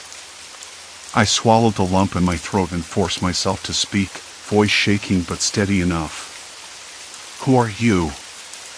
I whispered. No answer. Instead, the door shook violently, the chain rattling against the frame like a warning. Panic clawed at my chest. I needed a plan. Fast. I scanned the room, with its faint smell of dust and decay, with trembling hands, looking for anything I could use. The broken radio, a loose pipe near the radiator, a shard of glass from the cracked window. My fingers brushed against the cold metal of a screwdriver lying near the workbench. I grabbed it and clutched it like a lifeline. The door rattled again, harder this time. My ear pressed to the wood, heart hammering so loud I was sure whoever was outside could hear it. Then, faintly, the radio crackled back to life. Static spilled out, sharp and sudden, slicing through the tension like a knife. A voice came through, fractured and urgent. Don't trust him. My blood ran cold. It was another one of me. I was sure of it. The voice was ragged, tired, soaked in fear. But before I could make sense of it, the radio went dead again. The door frame splintered under the next blow. I raised the screwdriver, knuckles white, and prepared to fight. There was no other choice. The door crashed open, and a figure lunged at me. The smell hit me first, sweat, cheap cologne, the metallic tang of something worse. I twisted, slashing wildly. The screwdriver connected with a harsh crack against bone or wood, I couldn't tell. The man growled and stumbled back, eyes wild. I didn't wait. I bolted past him into the hallway, cold air biting at my skin through the cracked window. The building groaned around me, its ancient walls trembling with the sounds of pursuit. I ran down the corridor, heart pounding in my ears, every breath sharp and ragged. The scent of damp plaster and mildew filled my nostrils, mixing with the acrid sting of fear. Somewhere behind me, the footsteps multiplied more than one. I ducked into a narrow stairwell, its walls lined with peeling paint and broken pipes that dripped cold water onto the cracked concrete. The sound of dripping echoed, a slow, relentless metronome counting down my dwindling options. I paused, pressing my back to the wall, gasping for air. My hand shook so violently the screwdriver nearly slipped from my grip. I glanced up. A faint, flickering light came from the floor above, my only hope. But then the radio crackled again, this time louder, clearer. Find me. Please. I'm trapped. The voice was different now. Older. Worn. Every word weighed with exhaustion. I swallowed hard. Could I trust it? Could I even tell which voice to believe anymore? A shiver ran through me. The wall seemed to close in, the darkness pressing down like a physical force. I had to move. I pushed myself off the wall and started climbing the stairs, each step creaking beneath my hurried weight. The air grew colder, smelling faintly of smoke and something metallic again. Blood? I didn't want to know. At the top, the door was cracked open, a sliver of light bleeding through the gap. I nudged it with the screwdriver. Inside, the room was empty. Except for the radio, buzzing softly on the floor, casting eerie shadows across the cracked plaster. And then the voice. Behind you. I spun around just in time to see the shape emerge from the darkness. Tall. Shadowed. Silent. My breath hitched, stomach plummeting. The screwdriver felt suddenly useless in my hand, heavy and awkward. Why? I whispered, voice trembling. No answer. Only the cold, hard gaze of someone who'd crossed every line to survive.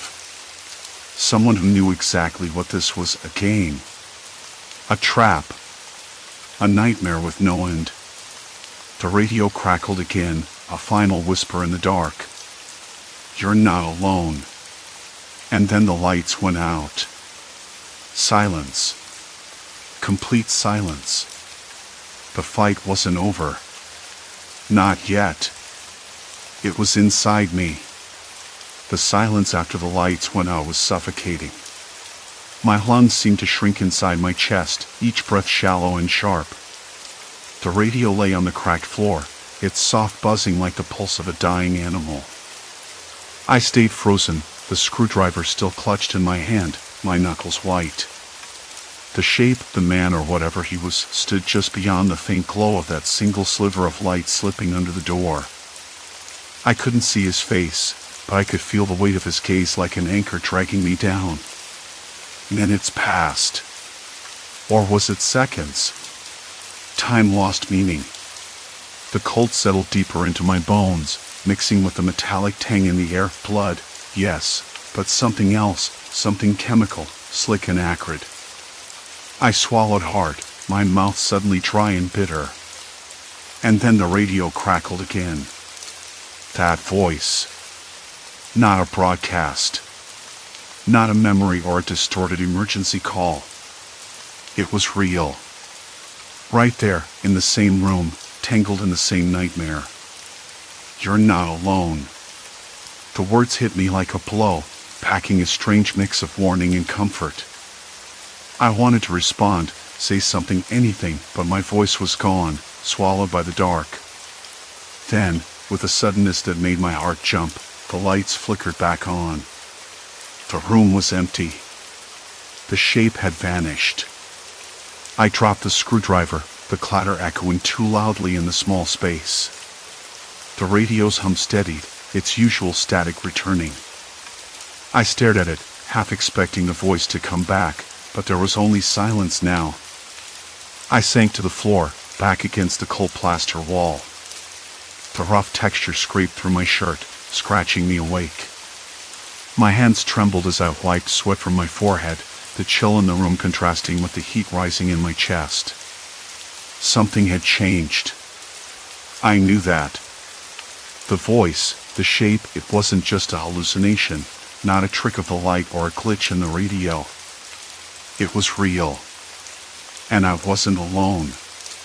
The next morning, sunlight filtered weakly through the grimy window, casting long shadows across the room. I woke with a start, the events of the night replaying in jagged fragments behind my eyelids. My body ached, muscles stiff from the cold floor, skin clammy.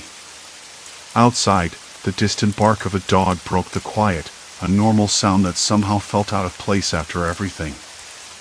I sat up slowly, running my fingers through tangled hair. The radio sat on the table, its antenna slightly bent but otherwise intact. I reached out, fingers hesitant, and switched it on. Static. Then, a faint voice. Not my voice. Not the shadows. A different one. Fragile, desperate. "Please, help me." My breath caught. The signal was faint, the words broken and overlapping with static, but unmistakable. Another me. Another version caught in her own nightmare. I closed my eyes, trying to steady my racing thoughts. The parallel emergencies weren't just random echoes. They were cries for help. Real, urgent, terrifying. I had to do something. Days blurred together after that. I became obsessed, scouring the radio frequencies, tuning into fragmented conversations that felt like lifelines thrown across the void. Each voice was a mirror, distorted by fear and isolation, but unmistakably my own versions of myself trapped in different versions of hell. One was holed up in a crumbling apartment, barricading the door against violent intruders. Another was running through endless rain-soaked streets, chased by shadows that whispered threats. Yet another was hiding in a basement, breathing through a cracked vent, the stench of decay thick in the air, I started keeping notes, scribbling down every detail, locations hinted at, landmarks described, times and dates. It was futile, maybe, but I had to try. If these were real people, real me, then maybe there was a way to reach them beyond the static. But as I delved deeper, the weight of it all pressed down harder. The voices grew more frantic, more broken. The threats escalated. Menacing footsteps, shouted orders, the sudden crack of gunfire. Not once did I hear anything supernatural. Just human desperation, cruelty, survival. One night, as rain tapped relentlessly against the window pane, I heard a voice so close it was like breathing in my ear. Don't trust the men outside. They won't stop until they find us. The hairs on my neck prickled.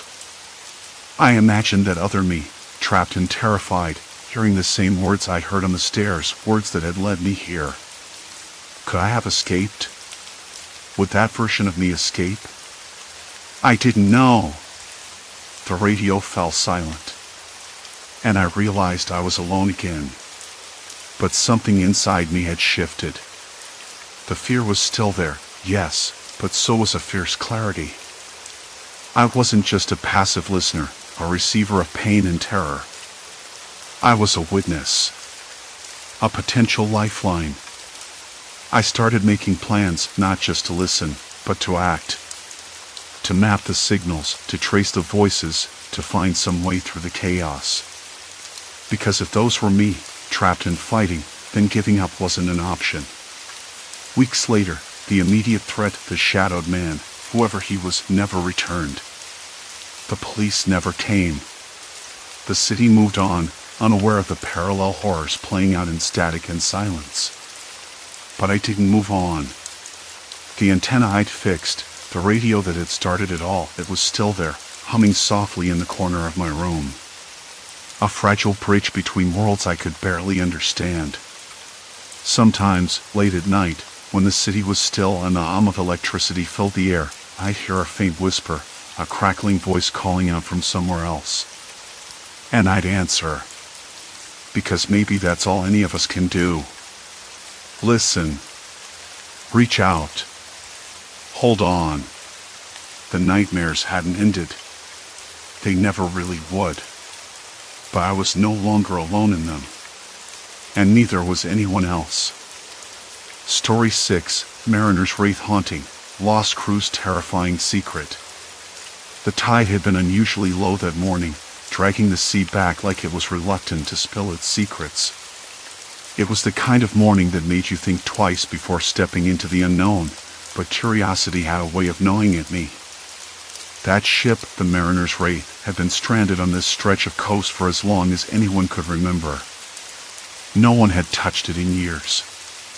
Not officially, anyway.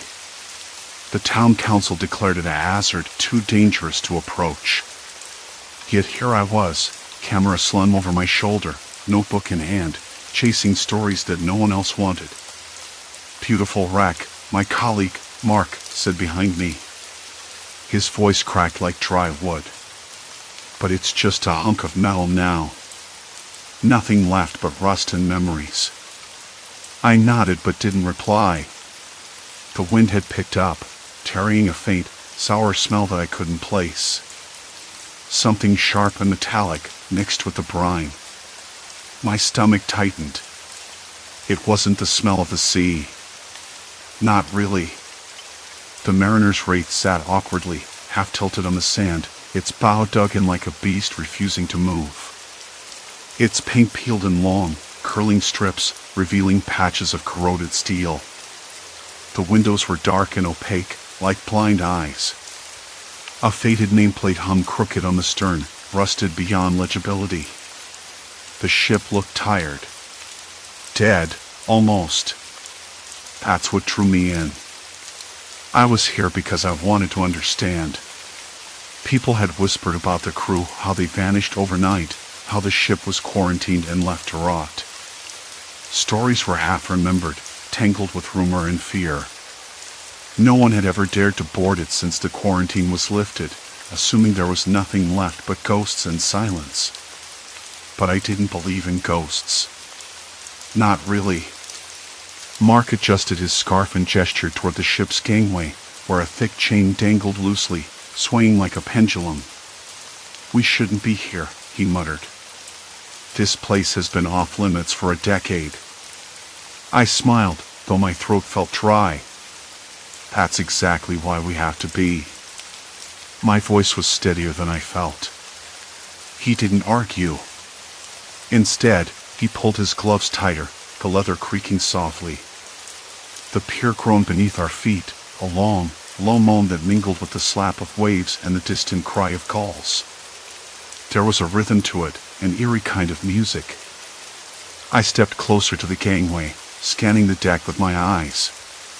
There was debris, empty crates, twisted metal, frayed ropes. A faded red stain caught my attention, smudged across a tangle of ropes like a careless brushstroke. I knelt down, brushing sand away with my gloved hand. It was dry, crusted. Old blood? Could be. My stomach churned. "Look at this," I said softly, calling Mark over. He crouched beside me, eyes narrowing. "Yeah, that's not normal." I stood up and ran my fingers through my hair, suddenly aware of how cold my hands were. The ship smelled faintly of mildew and something bitter, almost chemical. I turned my head, trying to place it. Like copper and rot. We climbed the gangway slowly, the wood creaking underfoot. Every step seemed to echo in the still air. The sky had darkened a touch, thickening with clouds that smelled of rain but never quite delivered. The air was heavy, almost sticky. I swallowed hard. Inside the ship, the light was dim and gray. The narrow corridor ahead stretched into darkness, the walls lined with peeling paint and rusted pipes. There was a faint hum, like the ship was breathing, or maybe it was just the wind trapped inside. I stepped forward, boots scraping against the worn metal floor. "Careful," Mark whispered. "Could be unstable." I nodded but didn't slow down. The silence pressed against my ears, broken only by the distant drip of water somewhere deep within the ship. The smell was stronger here, like disinfectant mixed with decay. My nose wrinkled involuntarily. We passed a door hanging open on rusty hinges, revealing a small room cluttered with overturned chairs and scattered papers. Yellowed sheets, brittle with age. The handwriting was hurried, frantic even. I picked one up carefully. It was a log, a captain's journal, maybe. The ink had bled and faded, but words like quarantine, infection, and lockdown jumped out at me. My fingers trembled as I flipped through the pages. "Do you think?" Mark's voice was barely audible. I swallowed. "I don't know." The certainty I had walked in with was slipping away, replaced by a cold knot of unease in my gut. As we moved deeper, the ship's interior felt less abandoned and more like a tomb. The air was stale and thick, clinging to my throat. My breath came out in shallow bursts. There were signs of recent activity, footprints in the dust, a cup left on a table, dried food crumbs scattered on the floor. Like someone had just stepped away. But there was no one. I tried to shake the creeping dread. My heart thudded unevenly, the way it does when you're not sure if you're just tired or on the edge of panic. In the mess hall, the silence was deafening. Chairs were overturned, plates still set on tables, as if the crew had simply vanished mid-meal. The smell of stale coffee lingered faintly, bitter and sharp on my tongue while I licked my lips. Mark coughed softly, breaking the spell. "This isn't right," he said. "Not right at all."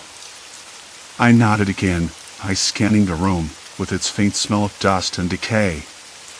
Something caught my attention, a faint scrawl on the wall near the doorway. Letters scratched into the paint, "Stay out." Contagion. My breath hitched, and I swallowed hard against a metallic taste flooding my mouth. Contagion. The word echoed in my mind, unsettling and real. What if they never left? I whispered, more to myself than to Mark. Mark looked at me, his face pale under the dim light. Or couldn't. A sudden creak echoed somewhere above us. I froze, heart pounding too loud.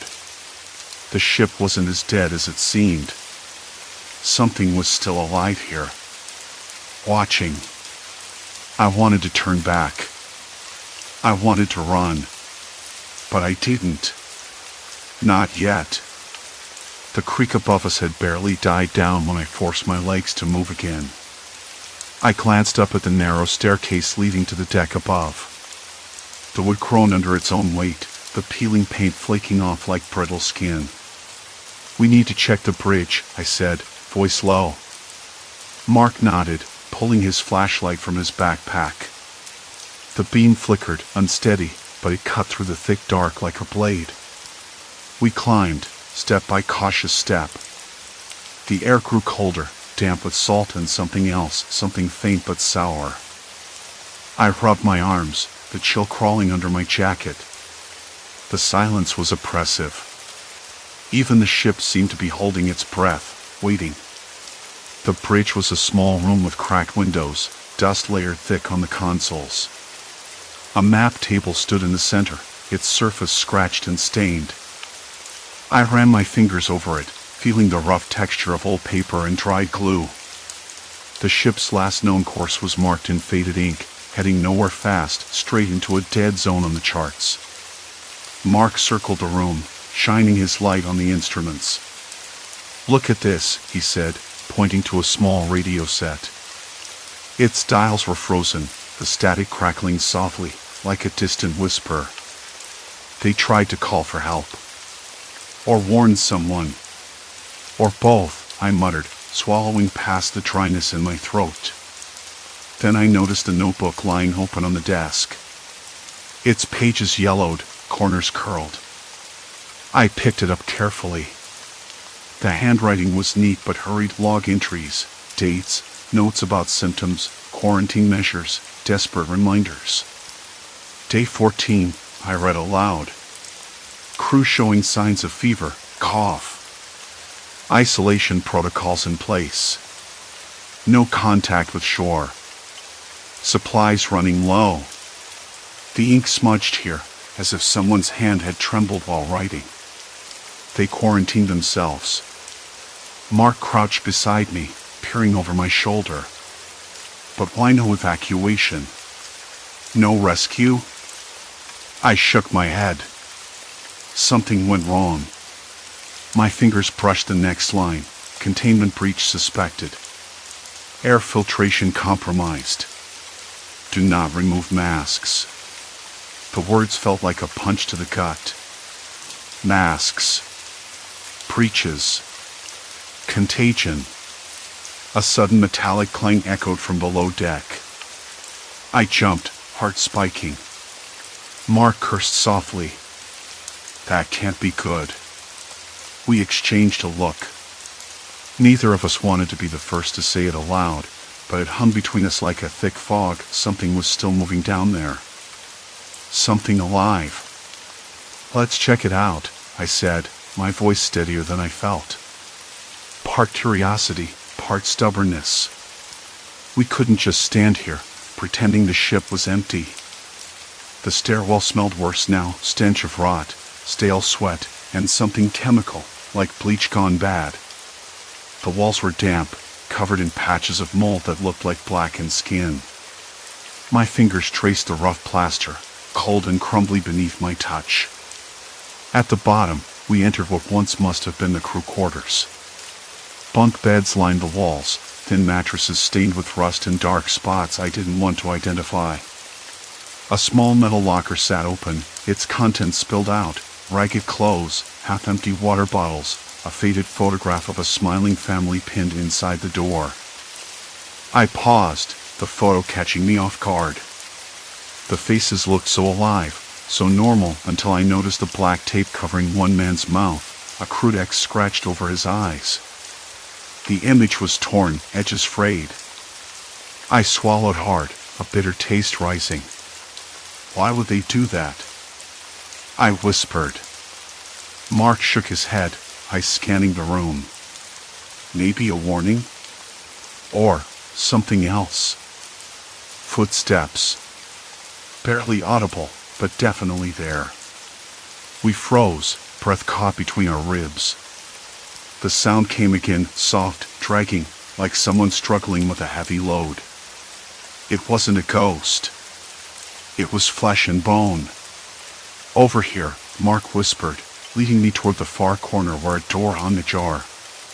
It looked like a storage room, but inside, the air was different, thicker, almost suffocating. My flashlight flickered again. I cursed under my breath, tapping the side until the beam steadied. The room was small, lined with metal shelves holding glass jars, medical supplies, and yellow documents wrinkled by moisture. On a table lay a sealed envelope, its edges curled and stained. I picked it up carefully. The paper was brittle, but inside was a letter, typed and signed by the ship's doctor.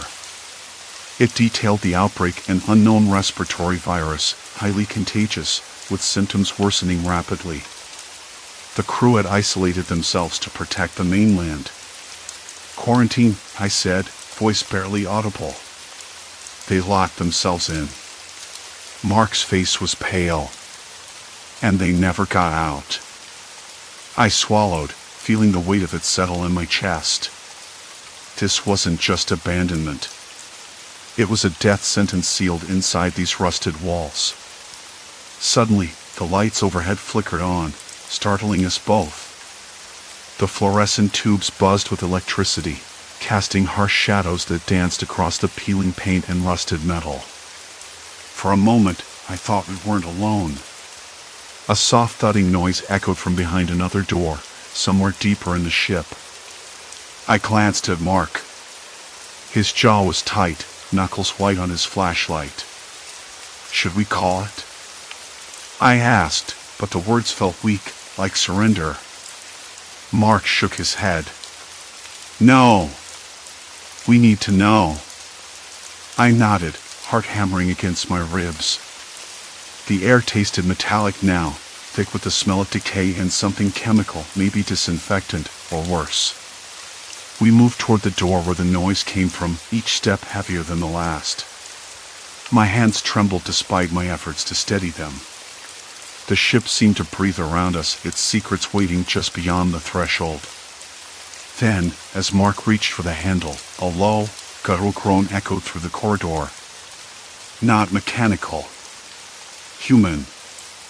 I stopped cold, the letter slipping from my grasp. The groan repeated, closer this time, desperate and raw. Mark, I whispered, voice breaking. There's someone here. His eyes met mine, fear, disbelief, something darker. We're not alone. Silence fell. Complete silence. Then the door swung open on its own, creaking wide enough to reveal nothing. Empty darkness. But the groan came again, this time from behind us. We spun around, shining our lights into the blackness of the hallway. Footsteps, fast, erratic, echoed off the metal bulkheads. Something was moving. Not just alive, but desperate. Terrified. My breath caught. The quarantine crew might have been trapped by a virus, but the real threat was something else entirely. Something human. I wrapped my arms around myself, the cold sinking into my bones. The ship wasn't just a tomb. It was a trap. And now, we were caught inside it. The groan faded, swallowed by the thick metal walls, but the echo lingered inside my skull. Mark and I stood frozen, lights still cutting through the darkness, fingers twitching on our gear. I could swear I heard a ragged breath nearer this time, sharp and shallow, like someone gasping after running through a maze of corridors. The stale, recycled air tasted metallic, thick with dust and something else, something sour I couldn't place. Did you hear that? My voice barely rose above a whisper, cracking at the edges. My throat felt raw, like I'd swallowed sandpaper. Mark nodded, jaw tight. His eyes darted toward the open door. We need to move. Slowly. Behind us, the faint thud of footsteps, slow now, deliberate, almost pacing. My hands trembled so badly I almost dropped the flashlight. I clenched my jaw, trying to steady my breathing. The cold was seeping past my jacket, but inside, a fire flared. Not anger exactly. More like dread. We edged into the corridor, every step sounding like a gunshot in the silence. The flickering overhead lights cast sickly yellow pools on the floor, revealing peeling paint and rusting wires hanging like dead vines. The smell was worse here, something rotten, like old blood mixed with mildew. I swallowed hard. Look. Mark pointed at a scuff patch on the bulkhead. Footprints. They were smeared, watery, like someone had dragged a heavy foot through thick grime. And the prints didn't end here, they led deeper into the ship. Do you think it's one of the crew? I asked, swallowing a lump. He hesitated. If it is, they're not just trapped there. Changed. Desperate. The word hung between us, heavy and dangerous. We pressed on, following the footprints. The hallway twisted, narrowing until we reached a sealed hatch, its edges corroded, but the lock still intact. I slid my hands over the cold metal, feeling the vibrations beneath my fingers. This wasn't just a ship left to rot. Someone had been here recently. Mark knelt beside the hatch, fiddling with his toolkit. If we can get this open, maybe we find answers. The air grew thicker. Every breath felt like sucking through a wet cloth. The sour smell was stronger here, almost acidic. My stomach churned. I glanced at Mark. His face was pale, lips pressed tight. "Hey," I said, voice uneven. "Are you okay?" He didn't answer. Instead, his hands shook as he worked the lock. Then, click. The hatch shuddered open, revealing a dim staircase winding downward. Cold air spilled out, sharper, carrying something else, faint coughing, like a ragged whisper buried deep in the shadows. We exchanged a look, neither wanting to be the first to move. But the pull was unstoppable. We stepped down. The stairwell was narrow, claustrophobic. The walls slick with condensation. My boots echoed softly, mixing with that distant cough. I pressed my hand against the railing, rough, corroded steel biting into my palm. The temperature dropped sharply, a chill that wasn't just from the ship's decay. At the bottom, the light was worse, bare bulbs flickering overhead, casting trembling shadows. The corridor opened wider, revealing rows of what looked like medical isolation units. Glass panels fogged over, scratched. Inside, dark shapes shifted. I blinked. Was that breathing? A twitch. My stomach twisted. Mark whispered, "Quarantine deck." The word hit me like a punch. Quarantine. The crew hadn't just vanished. They'd been locked away. Sick. Trapped. We moved closer. The glass of one unit was cracked, smeared with something dark. I swallowed the urge to look away. Inside, a figure slumped forward, a man, his skin pale and mottled, eyes closed but lips trembling. A thin tube ran from his nose to a device humming faintly.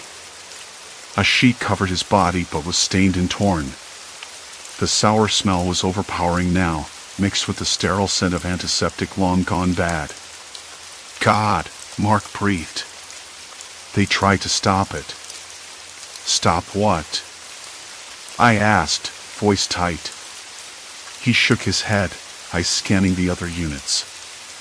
Whatever this virus was, it tore through them. They sealed themselves in, hoping to contain it. But they didn't leave. My voice cracked again. They're still here. Right now. A sudden clatter made us jump. Something skittered across the floor behind us. I spun, flashlight shaking. Nothing. Just shadows. Maybe rats. I offered, but my heart hammered anyway. Mark's eyes didn't leave the units. No. Too big. The coughing grew louder, rasping, desperate. We edged toward another unit, glass fog so thick it looked like smoke. I pressed my palm to the pane, cold, damp, sticky with something. Trust me, I was there. Then the glass rattled. I stumbled back, breath caught in my throat. Mark grabbed my arm. It sealed tight. The coughing turned to choking. Then silence. We're not alone down here, I whispered, voice breaking again. Mark looked at me, something raw and urgent in his eyes. We can't leave. Not now. I wanted to argue. To say we should run, get out before it was too late.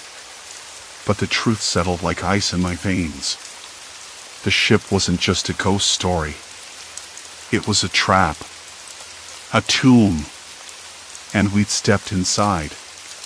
Behind us, the hatch slammed shut with a deafening clang.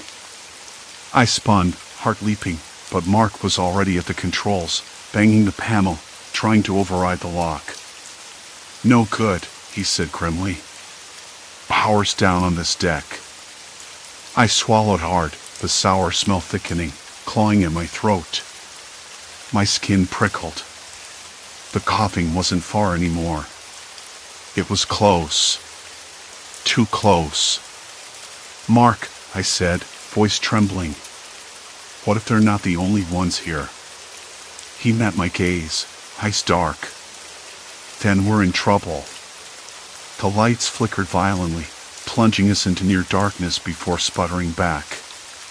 In that stuttering glow, I caught a glimpse of movement, something just beyond the edge of the light, watching us. The quarantine wasn't just a memory. It was alive. And we were running out of time. The hatch slammed shut behind us, the sound booming like a gunshot in the stale air. My throat tightened, the sour stench of decay growing sharper, almost suffocating. It wasn't just the ship's rot anymore. Something else. Something wrong. Coughing echoed wet, desperate, and close, like it was just beyond the edge of the flickering light. I tasted copper on my tongue, bitter and metallic. My skin prickled, goosebumps rising despite the stifling heat. Mark, I whispered, voice barely steady. What if they're not the only ones here? He met my gaze, eyes dark and unreadable. Then we're in trouble. That's when I saw it. Movement. A shadow shifting just beyond our lamp's reach, a flicker of something watching. My heart lurched. The quarantine wasn't dead. It was breathing. Waiting. I swallowed hard, the metallic taste deepening, and tried to steady my shaking hands. I wasn't sure if it was the cold or pure adrenaline. Listen, Mark said, voice low. We need to find the source of whatever's on this deck. The ship's systems are offline, probably because the virus containment protocols kicked in. The whole place is sealed tight. We're trapped. I nodded, swallowing the lump in my throat. So, what? We crawl through the dark and hope for the best. Pretty much. His jaw clenched. But first, we find the ventilation controls. If the virus is still hanging around, the air circulation system might help us. Or kill us. I hated that idea. The stale air was already thick, like breathing through wet wool. But what choice was there? The coughing grew louder, closer. It wasn't just a sound anymore. It was a warning. We moved forward, feet shuffling on the deck's warped planks. The ship groaned around us, a low, mournful rumble that made my stomach twist. A distant thud echoed somewhere below the floorboards, slow and deliberate. I froze, breath hitching. "Did you hear that?" I whispered. Mark nodded, eyes scanning the shadows. "Yeah. Something's down there." "Or someone," I added, voice barely audible. We rounded a corner, the weak beam from my flashlight flickering over a bulkhead marked quarantine zone. The faded letters were scratched and smeared, like someone had tried to erase the warning. Behind the door, a faint hiss escaped into the corridor, like air leaking from a punctured balloon. I pressed my ear to the cold steel.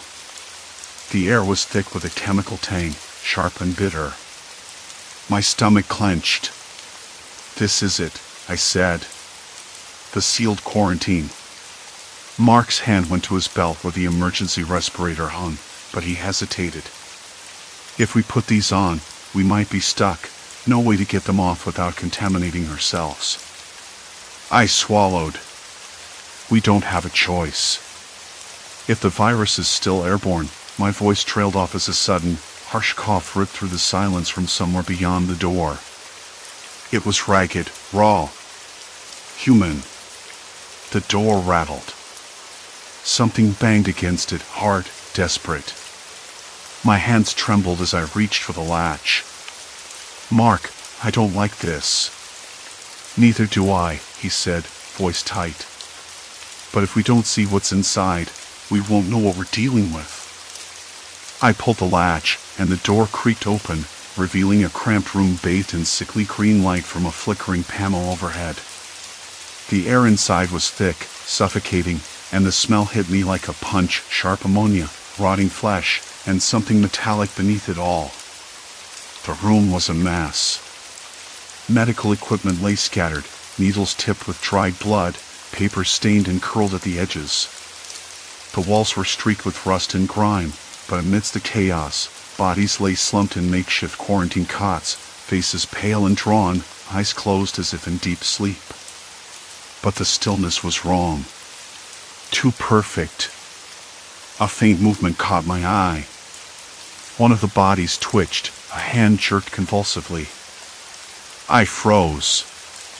The coughing grew louder, closer, almost inside my head. "We're not alone," I said, voice barely a whisper. Mark scanned the room, with its faint smell of dust and decay, eyes narrowing. "Look at their skin." He pointed at one of the men sprawled across a cot.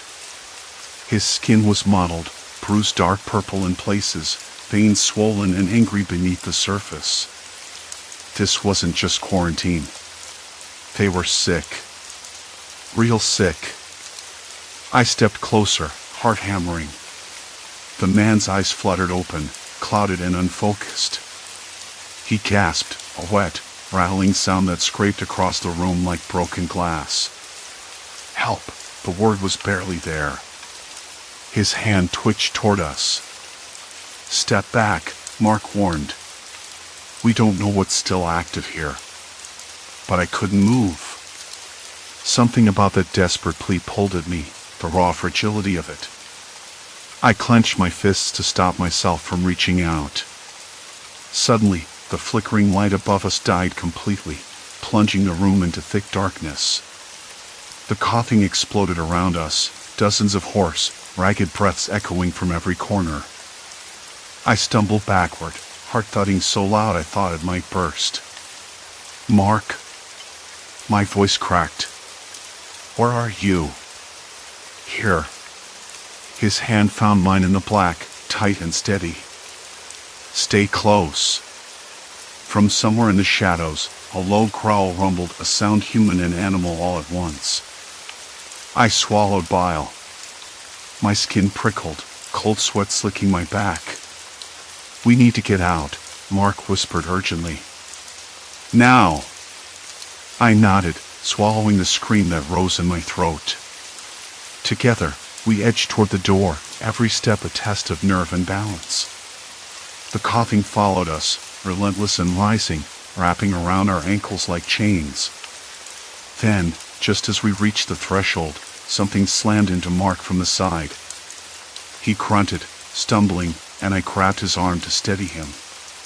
A rough hand, cold and clammy, brushed my leg.